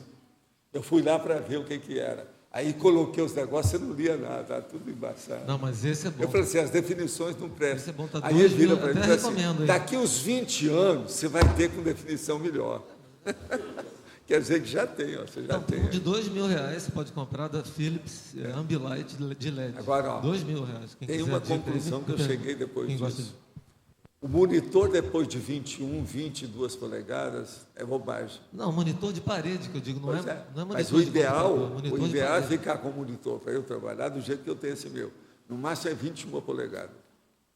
Porque senão exagera demais, você fica trabalhando com monstruosidade. Você trabalha de longe. Faraônico, burro. Não dá certo. Trabalhar da poltrona, você não fica necessariamente colado, não. Pois é. O faraonismo deve ser evitado na questão das nossas pesquisas. Senão, em vez dá muita grandiosidade, isso é bom para ditador. Mas para a gente, para pesquisa, não presta. Ditador é uma delícia, eles gostam. Mas para a gente, a grandiosidade, entende? Negócio grande, faraônico, enorme. Mas para ver filme é bom, para ver filme, por exemplo, eu que não tinha, agora estou aprendendo mais a ver filme mesmo, né? Agora, o tamanho mesmo da definição é 21 polegadas, é o melhor que tem até hoje, pelo menos para mim. A hora que eu estou digitando, etc. Agora, você vê a palavra límpida. Se você erra, é porque você não está prestando atenção, não é? Mas não dá, ali dá para ver tudo. O acento, ponto, tem tudo. E a gente arrumou com a Valéria também, até agradeço a Valéria, o Crepúsculo dos Deuses também. Vamos ver se a gente passa agora, na semana que vem. Eu descobri, nesses 4 dias que eu passei fora, que eu estou totalmente viciado na sua informática. Eu estava com saudade de pegar minhas coisas para digitar. Agora, de madrugada, quando eu peguei, eu falei, estou em casa, não sei o quê. Entendeu? Estou bem, as coisas todas. Não, agora vamos ver mais detalhes. Estou fraco em matéria de detalhes. Vamos ver mais detalhes. Comecei a fazer o verbete na hora. Então, é a vida, né? Professor, é o trabalho. O senhor nessa viagem visitou alguma casa espírita, alguém do movimento espírita lá em Uberaba? Nós visitei a principal, que eu ajudei a criar uma série de comunidade centros espírita. Mas essa, a principal, nós fomos lá, a turma viu. A Comunhão Espírita Cristã. Agora, o problema todo foi esse, não. Nós fomos visitar um senhor que me ajudou muito quando eu não tinha dinheiro, e ele fazia a conta na livraria que ele era gerente, para eu pagar quando arranjasse o dinheiro. Ele me ajudou muito para eu poder estudar, porque eu não tinha dinheiro nenhum, tudo caindo aos pedaços. Agora, nós fomos visitá-lo. Ele já está com 87 anos, super lúcido. A turma que foi lá ficou tudo de boca, de queixo caído. E a senhora dele também junto. Ela está com 85 anos, tudo lúcido. Agora, a casa dele deu um show para esse povo aqui. A casa é um verdadeiro museu que tem tudo. Tem até aquário dentro dela. Mas é uma casa modesta, mas muito bem embolada. Agora, ele é um filósofo, porque ele estudou só o terceiro ano, igual o Chico Xavier. Eu falei com eles, esse é igual o Chico Xavier. Estudou até o terceiro ano. Mas ele é um filósofo. Agora, nós vamos ver os pensamentos dele, que ele tem, para ver se eles querem publicar um livro. Se eles mandarem para cá, nós vamos ver. Ele, sob certo aspecto, é de casa, que ele é o pai da Jane, que é a senhora do Elvésio, aquele meu sobrinho, o filho da Ruth. Entende? Então, nós fomos, porque ele falou que queria me ver. De qualquer maneira. Então, a Jane, tudo insistiu, nós fomos lá para vê-lo. E eu levei a turma para ver. Sabe? Agora, levei também para ver a dona Dalva Borges, que é a maior amiga minha, que me ajudou mais dentro do movimento espírita em Uberaba, sabe? Grande amiga minha. Ela está com 90 anos, igual a minha irmã. Está lúcida, atendeu todo mundo em casa, nós fomos na casa dela com calma, fala baixinho. Essa é uma inteligência tremenda em matéria de administração, sempre foi. E ela está firme lá, 90 anos, está andando direitinho, conversando, vendo as coisas. Ela agora virou para mim na hora de sair e falou assim: Paulo, eu vou vender essa casa, arranjar uma coisa menor e vou fazer assistência para uns ali que estão precisando demais com dinheiro. Vou distribuir os copos. Ela está certo. Ela sempre fez assistência a vida inteira. Agora, ela foi me contando, toda a turma das irmãs, o povo todo, eu ia perguntando assim, ó, todo mundo já dessomou. Aí eu virei para ela assim: nós somos os últimos dos moicanos. Entende? A mesma coisa. Lá na faculdade, eu fui ver o que eu ajudei até a criar, que hoje é o reitor da universidade. E esse eu vi nascer, aquelas coisas todas. Então, o que se passa? Ele vira para mim e fala assim: Valdo, todos os seus colegas da época, todo mundo morreu. Fulano, fulano, fulano, só falta você. Você viu lá, né, a hora que ele contou? Entende? Alguém da comunidade espírita pediu alguma reunião com o senhor em particular, para conversar, para trocar ideia? Não, mas teve espírita lá na minha palestra, e alguns andaram fazendo até pergunta. Isso teve. E no memorial, nós fomos lá no memorial de Chico Xavier. É isso que eu quero falar para vocês. O memorial, quando for terminado, vai ficar uma beleza. É enorme a obra, enorme. Agora, eu só pedi para eles para fazer alguma coisa e começar a funcionar, não esperar acabar, para atrair os outros. Por quê? Eles estão tendo dificuldade de arranjar ajuda, porque lá não tem nada de misticismo. O processo é para pesquisa, a partir do Chico Xavier. Falou em pesquisa, morreu o assunto. Então, muita gente não ajuda. É Chico Xavier, como é pesquisa. Vocês vejam bem como é que é o movimento espírita até hoje, não mudou nada, né? Nem lá. É incrível o processo. Você viu ele falando, né? Eles têm dificuldade mesmo. Agora, a obra é uma beleza, começou, mas está tudo no esqueleto, é muita coisa que tem.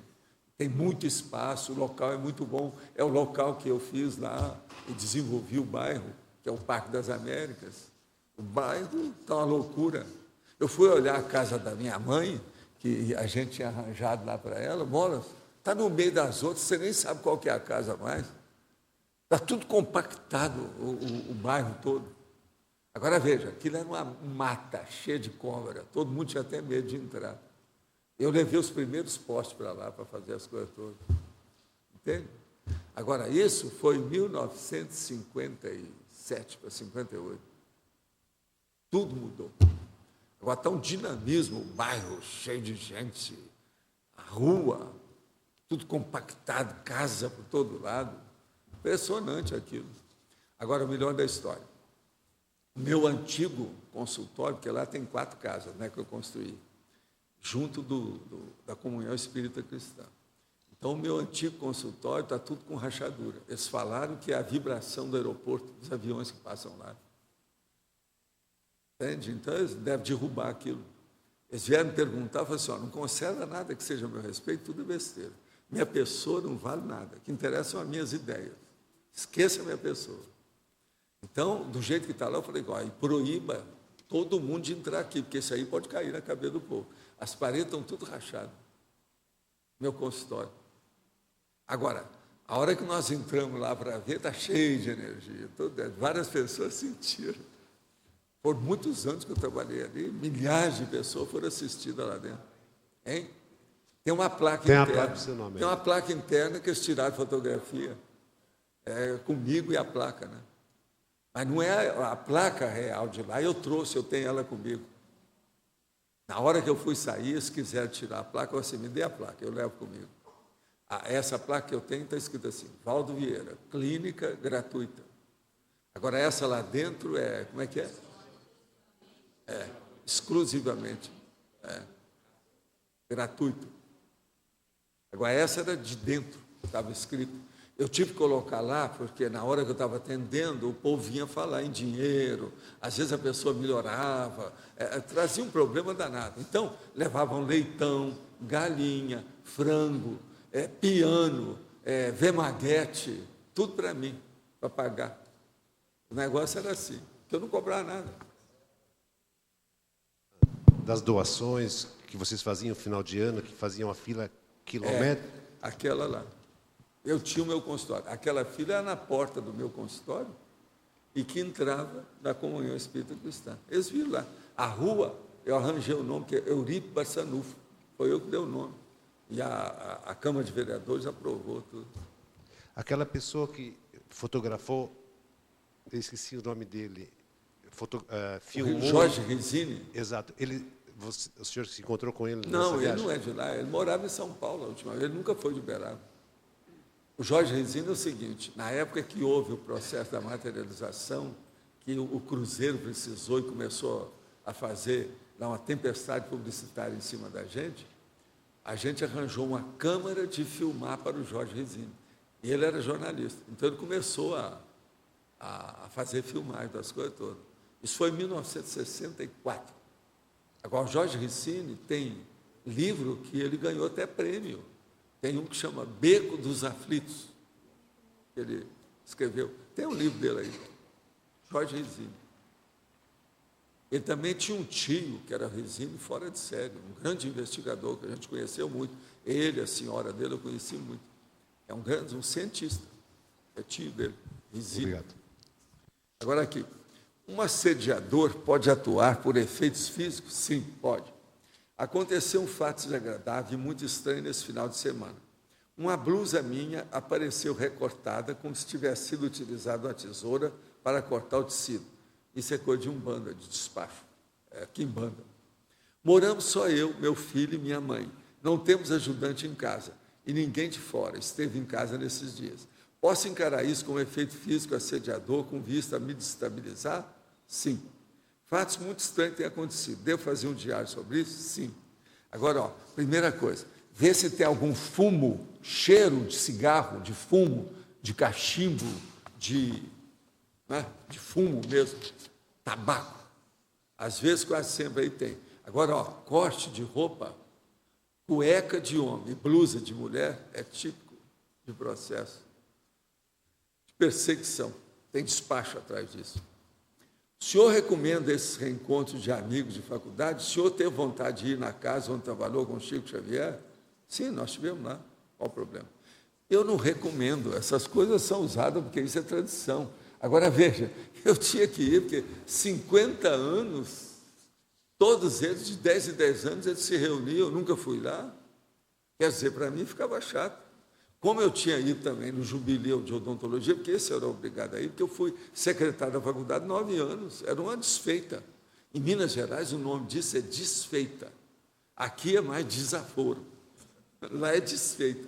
Então, era uma desfeita, eu tinha que ir. Agora, por exemplo, eu sou contra a homenagem, comenda, condecoração, eu não tenho nada disso, eu nunca recebi nada disso. Mas esses casos aí é diferente. Não sou eu. É um processo imposto. Outra coisa, vocês sabem, se eu não fosse lá, como eu estou vivo, eles iam mandar para mim o documento. Todo mundo recebe o documento. Você chegou a ler o documento? Pois é. Outra coisa, o documento tem tudo sobre o processo da medicina daquela época. E tem as grandes autoridades hoje. São 3 autoridades assinando e dando a gente como jubilado. Agora, tem uma coisa impressionante, isso é que me impressionou mais nisso aí. Foi a hora que eles fizeram o levantamento que o governo fez, que a nossa turma naquela época, em Minas Gerais, tinha uma faculdade de medicina em Belo Horizonte, Juiz de Fora e Uberaba. e que se formaram, naquela data de 1960, exatamente 194 médicos. E que hoje, em Minas Gerais, com as faculdades todas, estão formando a cada ano 4.000 médicos. Então, eles falaram, vocês são os pioneiros, nós somos os pioneiros. A coisa é fora de série. Nessa época, tudo tinha dificuldade no Brasil, muito mais do que hoje. Gente, 194 para 4.000 no Estado. Aquilo, eu não sabia dessa estatística. Isso aí, para mim, foi impressionante. Tanto que eu guardei os números na hora. 194 para 4.000. É terrível. Em Uberaba, conversei com você e disse que estou pensando em começar com voluntariado. Você me disse que eu preciso melhorar minha autodefesa. Eu consigo melhorar minha autodefesa só pelo EV ou tem mais técnicas que posso usar? Olha, o EV ajuda muito, mas agora é bom você pegar o que nós já temos. Olha bem aí esses dados, que agora nós temos até um DVD com os verbetes. Aí você vai ver uma série de técnicas para ajudar a sua segurança, equilíbrio, defesa, profilaxia. Poderia relacionar a pré-cosmovisão com a grande compartimentalização e especificidade do conhecimento científico na atualidade? Sim. Você que é um cientista, quem está falando aqui é o primatologista. Você que é um cientista, eu quero te dizer o seguinte, tudo que você está estudando está caminhando para estudar para a tecnologia e para a ciência, que nós hoje chamamos de conscienciologia. De modo que você está com a pré-cosmovisão. Mas a cosmovisiologia grande mesmo, ela é multidimensional. De ciência que estuda isso, que eu conheço, é só mesmo de alto nível, é só a conscienciologia. De modo que você está trabalhando na pré-cosmovisão. Ele está pensando certo. Viva a primatologia. Gostaria de agradecer a toda a assistência que recebi em Foz no tempo que estive aí. Voltei para o Rio Grande do Sul para resolver problemas familiares e de ordem financeira. Na volta, tive um acidente na estrada com o veículo. Perdi o controle em uma curva e bati um barranco, voltando para a pista em seguida com o veículo danificado. Senti que o acidente deve haver com o meu processo pensênico e com minha insatisfação de precisar estar saindo de Foz. Felizmente, nada aconteceu comigo. Sinto, apesar de tudo, estar bem assistido. Foz amadureceu, me fez crescer bastante. Pretendo colocar minha vida nos eixos e voltar o mais breve possível. Viver aqui no Rio Grande do Sul, no Holopensene Religioso de Caxias do Sul, não é fácil. É a turma de Caxias do Sul, tá? Gostaria de uma dica sua para esse momento, no que tange um melhor contato com o Amparo, visando meu retorno para a Foz. Olha, a primeira coisa, o acidente que você teve foi um aviso. Isso é um alerta para você limpar mais a barra. Olha o seu holopensene, veja bem como é que é. Usa mais o estado vibracional. É lógico que isso aí é um aviso para ele. Participarei do SCP-2 aqui em Curitiba nos dias 5 e 7 de novembro. Pretendo ser doador de energias para auxílio na formação do campo energético. Como posso participar com mais proveito nesse curso, ampliando a pré-cosmovisão, tendo extrapolacionismo e ampliando minhas parapercepções, sem perder detalhe do que ocorrerá no campo energético? Olha, exterioriza energia, entra em estado vibracional, exterioriza energia e pensa no que é, para você se predispor para os amparadores encontrar ambiente para sugerir alguma coisa boa para aquilo que você deve fazer. É por aí. Isso vai ser bom para você. Ele aí já perguntou muita coisa para mim esses últimos tempos. Outro dia, enviei perguntas sobre os fenômenos que estavam ocorrendo comigo, o feto ectoplasma e a triscagem. O senhor falou que seria interessante eu participar da Consim Cobaia. Eu estou interessado em participar e gostaria de saber como que faço e com quem precisa falar. Quem é que pode falar aí para mim? Estarei em Foz no final de novembro, vou fazer o curso SCP-1. Então, eu até poderia ir aí alguns dias antes. Fala tudo aí, você pode. Né? Semana que vem a gente tem o curso da Consim Cobaia com o professor João Aurélio. Eu também estarei lá. E é só participar. A pessoa vem despojada com conscienciograma para se autoenfrentar. O curso ele é muito positivo, porque a pessoa vai ver a si mesma, né? No campo conscienciométrico que é montado. E é aberto a todos. Tá? É um curso sem pré-requisitos. A data é dia 12, 13 e 14 de novembro, né? Sem sei se é final de semana ou outro. Então, aberto a todos. Tem outro curso depois desse? Depois tem. A partir Quando? de dezembro, nós teremos... No dia 4 vai ter também outro com Sincobaia. 4 de dezembro. Então e a gente vai ter um com Sincobaia sempre no primeiro sábado de cada mês. Tem algum telefone para ele entrar em contato? É o telefone do CEEC, 3525-2652, Então, prefixo 45. Então, que é 4 de dezembro e 12 de novembro agora. Se não for, 4 de dezembro. Então, ó, você está bem informado a respeito do assunto. Vamos nessa, para ver o que dá, né? Alô? Professor? Aqui, Orlando, sou voluntário de Vitória, Espírito Santo. É a primeira vez que eu venho ao CEEC. Certo.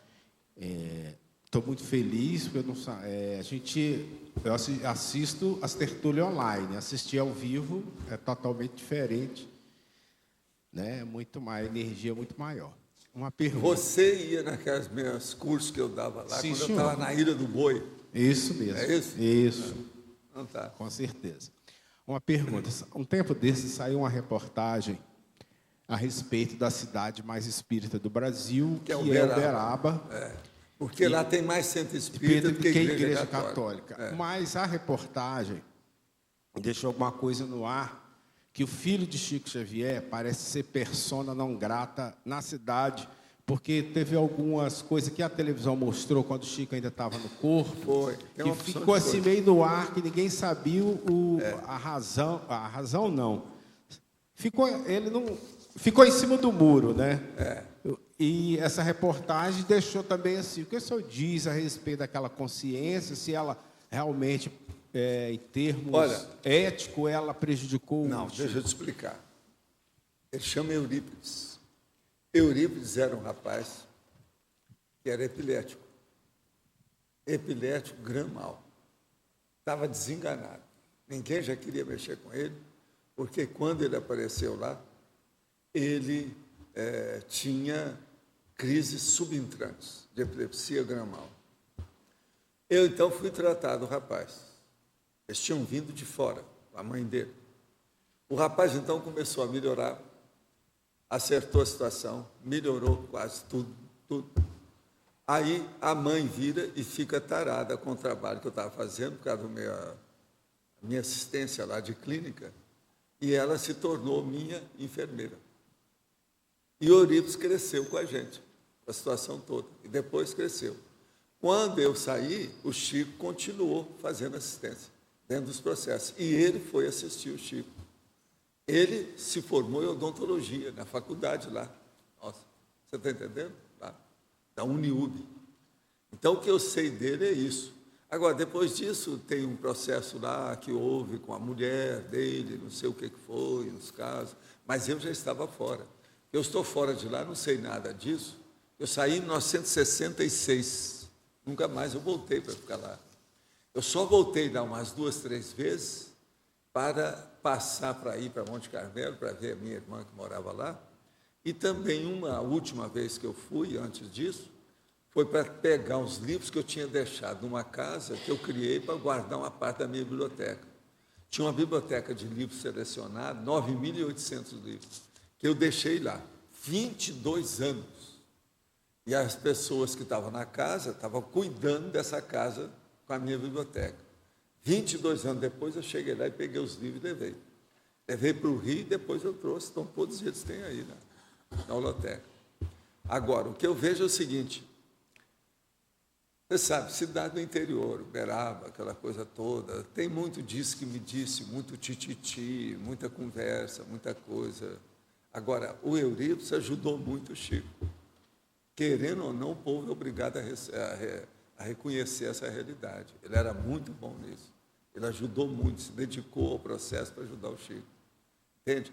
Lá nesse centro espírita que eles criaram, que é o Centro Espírita da Prece, que ele saiu do Centro Espírita que nós criamos para o Chico, que é a Comunhão Espírita Cristã.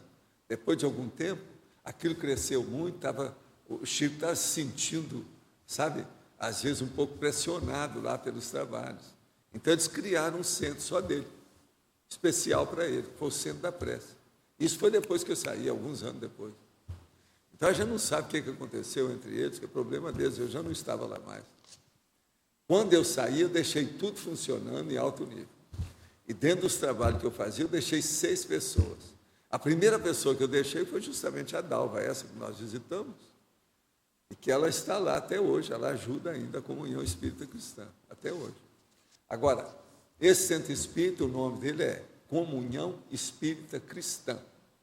Quem arranjou esse nome também fui eu. Quem arranjou o nome da rua fui eu.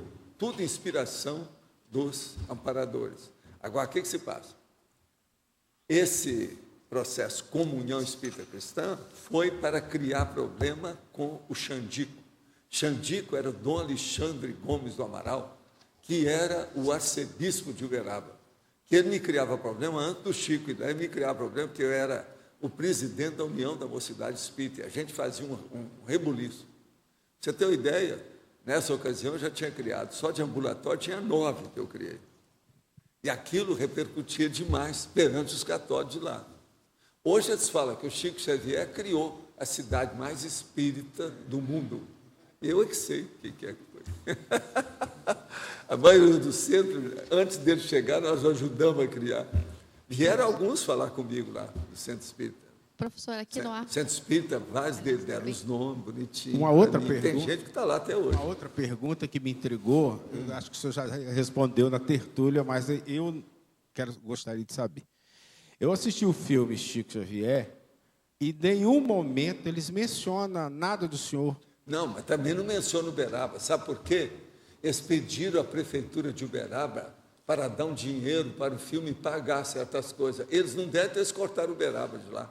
Só mostra que o Chico entra num trem e chega para Uberaba, e fica nisso. Mas não falaram nada de Uberaba.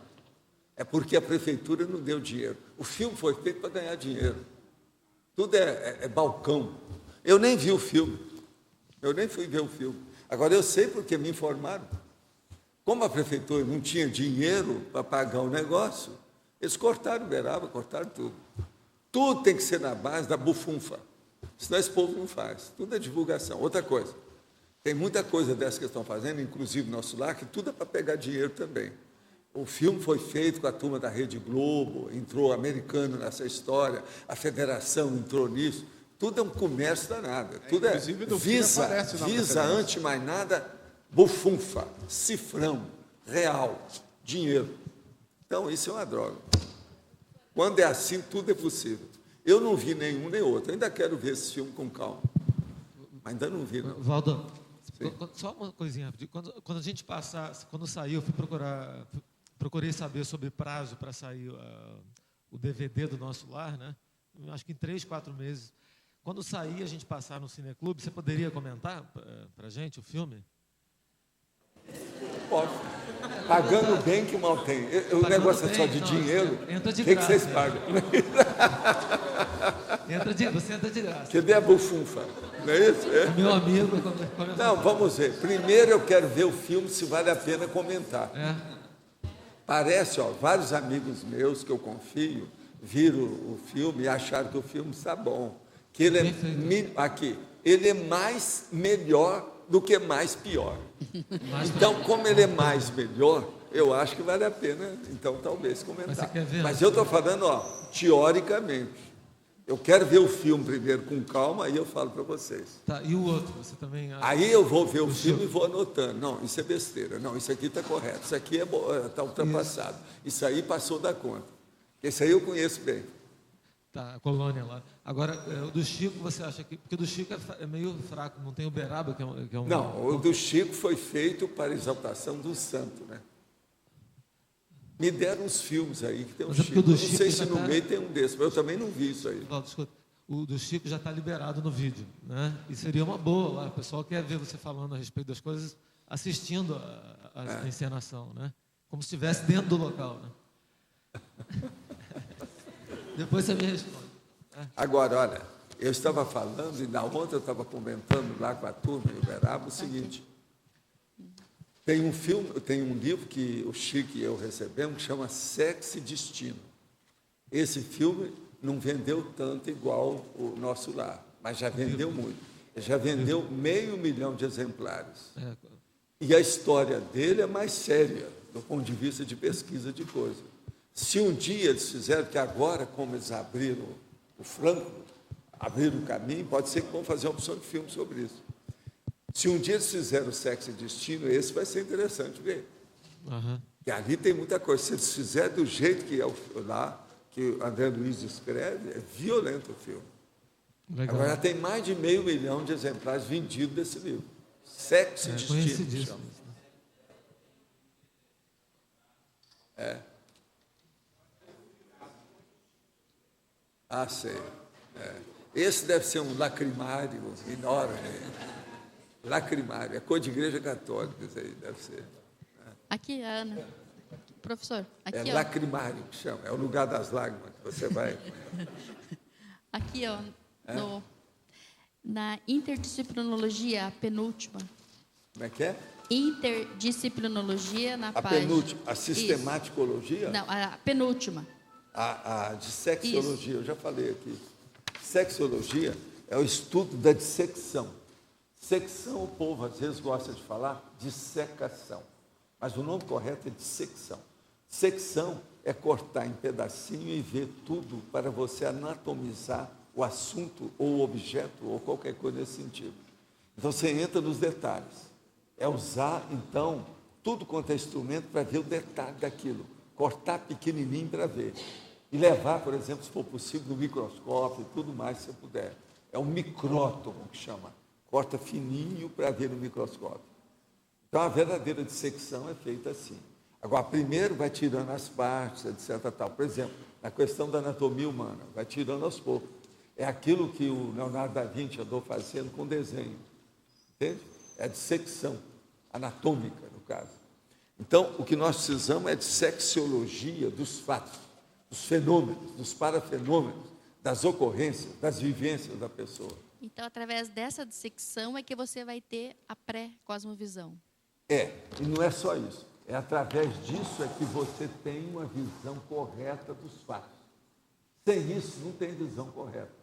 Essa visão correta é que é o mais importante. A visão correta tem que ver os detalhes. Se você vê muito por cima, ainda não é correta. Ela é segmentada, ela é insuficiente, ela é parcial, ela é incompleta. Você entendeu? Agora, se você entra em detalhes, isso é diferente. Eu estou aqui com esse chapéu.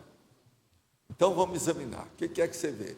Uma pessoa vê esse chapéu todo e não vê que tem aqui, ó, uma bolinha de prata. Como é que é isso? A visão dela ficou... Ela não adiantou nada. Aqui, ó, tem uma peninha no chapéu para atrapalhar. Veja, isso é um alfinete para segurar essa faixa. Aqui, esse chapéu é dos melhores que tem no mundo inteiro. Esse é de Hollywood. É lá que eles usam. É da Broadway. Entende? Agora, o que é? A marca é Dobbs. É genuíno Shantung Panamá. Esse é o mais genuíno, é o mais autêntico, todo mundo sabe. Vem com número, vem com opção de coisa. Entendi. A última vez que eu comprei um chapéu desse nos Estados Unidos, custou $70. Uhum. E era barato para mim, porque já me conheciam. Você está entendendo como é que é? Sim. Agora, por exemplo, uma pessoa vai descrever isso aqui. Ela tem que ver, ó, que aqui tem um fecho. Ela tem que ver. Por exemplo, quantas dobras tem o chapéu para chegar nisso? A dobra aqui em cima, a dobra aqui embaixo. Você entendeu o que é detalhe? Agora, por exemplo, o detalhe mais bravo que tem aqui mesmo é esse. Aqui. É um alfinete. Um alfinete de prata. Você está entendendo como é que é? Agora, chapéu tem muitos. Agora, com essa qualidade, tem poucos. Panamá, Shantung, genuíno. Ele dura muito. Eu já tomei até chuva com ele, ó, ele ainda está aguentando a barra. Mas de vez em quando você tem que trocar, porque não dá para segurar a barra. Mas ó, você entendeu? Entendi. Então, os nossos comerciais, por favor. Obrigado. As pontuações de hoje: 84 assinaturas no livro de presença, 17 perguntas presenciais, 22 perguntas online, 42 votos presenciais e 9 votos online. Os recados de hoje: a Judite sobre o curso 40 manobras, e a Luimara sobre cursos da Conscius. Antes, com vocês, programa Amigos com o Loche e o Eduardo Martins.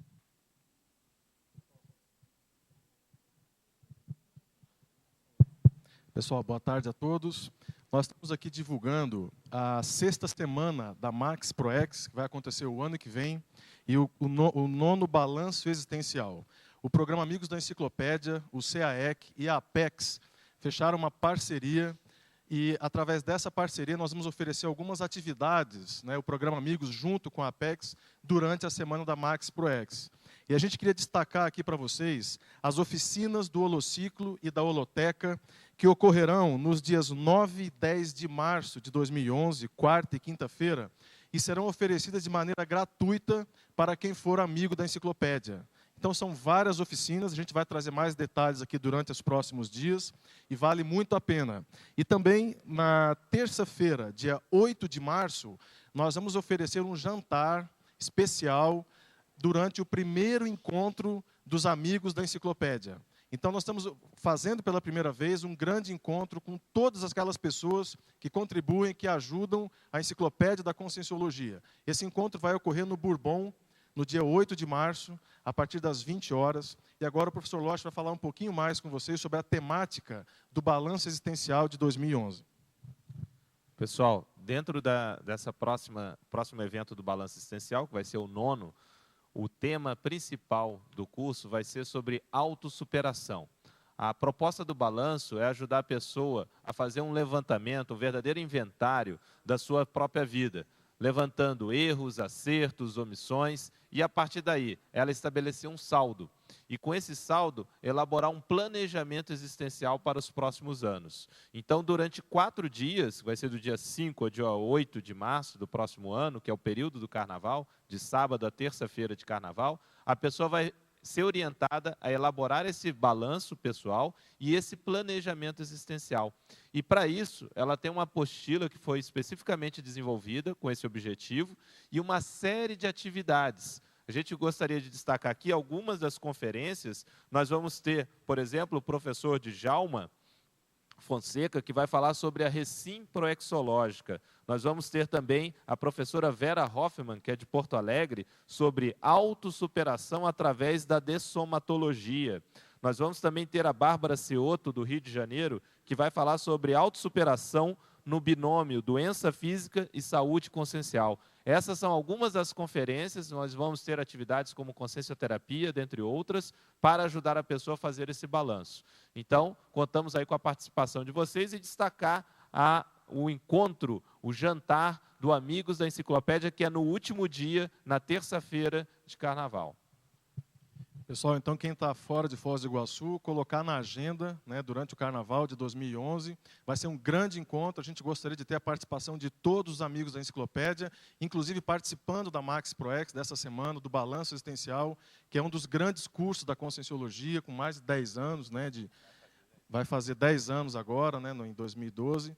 Então, vale muito a pena. Obrigado. Boa tarde a todos. O convite é para o curso 40 Manobras Energéticas. Esse curso ele vai ser realizado aqui no CAEC nos dias 27 a 30 de dezembro. É com o professor Mário de Oliveira. Para fazer o curso 40 Manobras Energéticas, não tem pré-requisito, basta a vontade e a pessoa para aprender a trabalhar com as energias. Para maiores informações, na secretaria do CAEC, ou pelo telefone 45, é o código 3525-2652. Muito obrigada. A Conscius tem 2 convites para vocês. O primeiro é para os voluntários residentes em Foz do Iguaçu, que já tenham concluído o Recim 1. Nós estaremos iniciando uma turma de Recim 2, é um curso de 12 meses de duração, com uma atividade semanal às quintas-feiras, das 19h30 às 22 horas. O objetivo do Recim 2 é a identificação do megatrafor, megatrafar, megatrafal e o mater pensene pessoal. Então, esse trabalho ele é realizado no decorrer de atividades semanais. Inscrições direto na recepção do CAEC. E o nosso outro convite é para todos os interessados que queiram passar pela experiência da Consincobaia. Nós teremos, aproveitando o feriado, nós teremos do dia 13, 14 e 15 de novembro, o curso Consincobaia aqui em Foz do Iguaçu. Os conscienciômetras docentes serão Flávia Guzzi, João Aurélio e João Paulo. Informações e inscrições pelo fone 45-3525-2652. Obrigada. Para amanhã foi eleito o verbete Simploriedade, com 21 votos, a especialidade Evoluciologia. Obrigado a todos, uma boa tarde e até amanhã.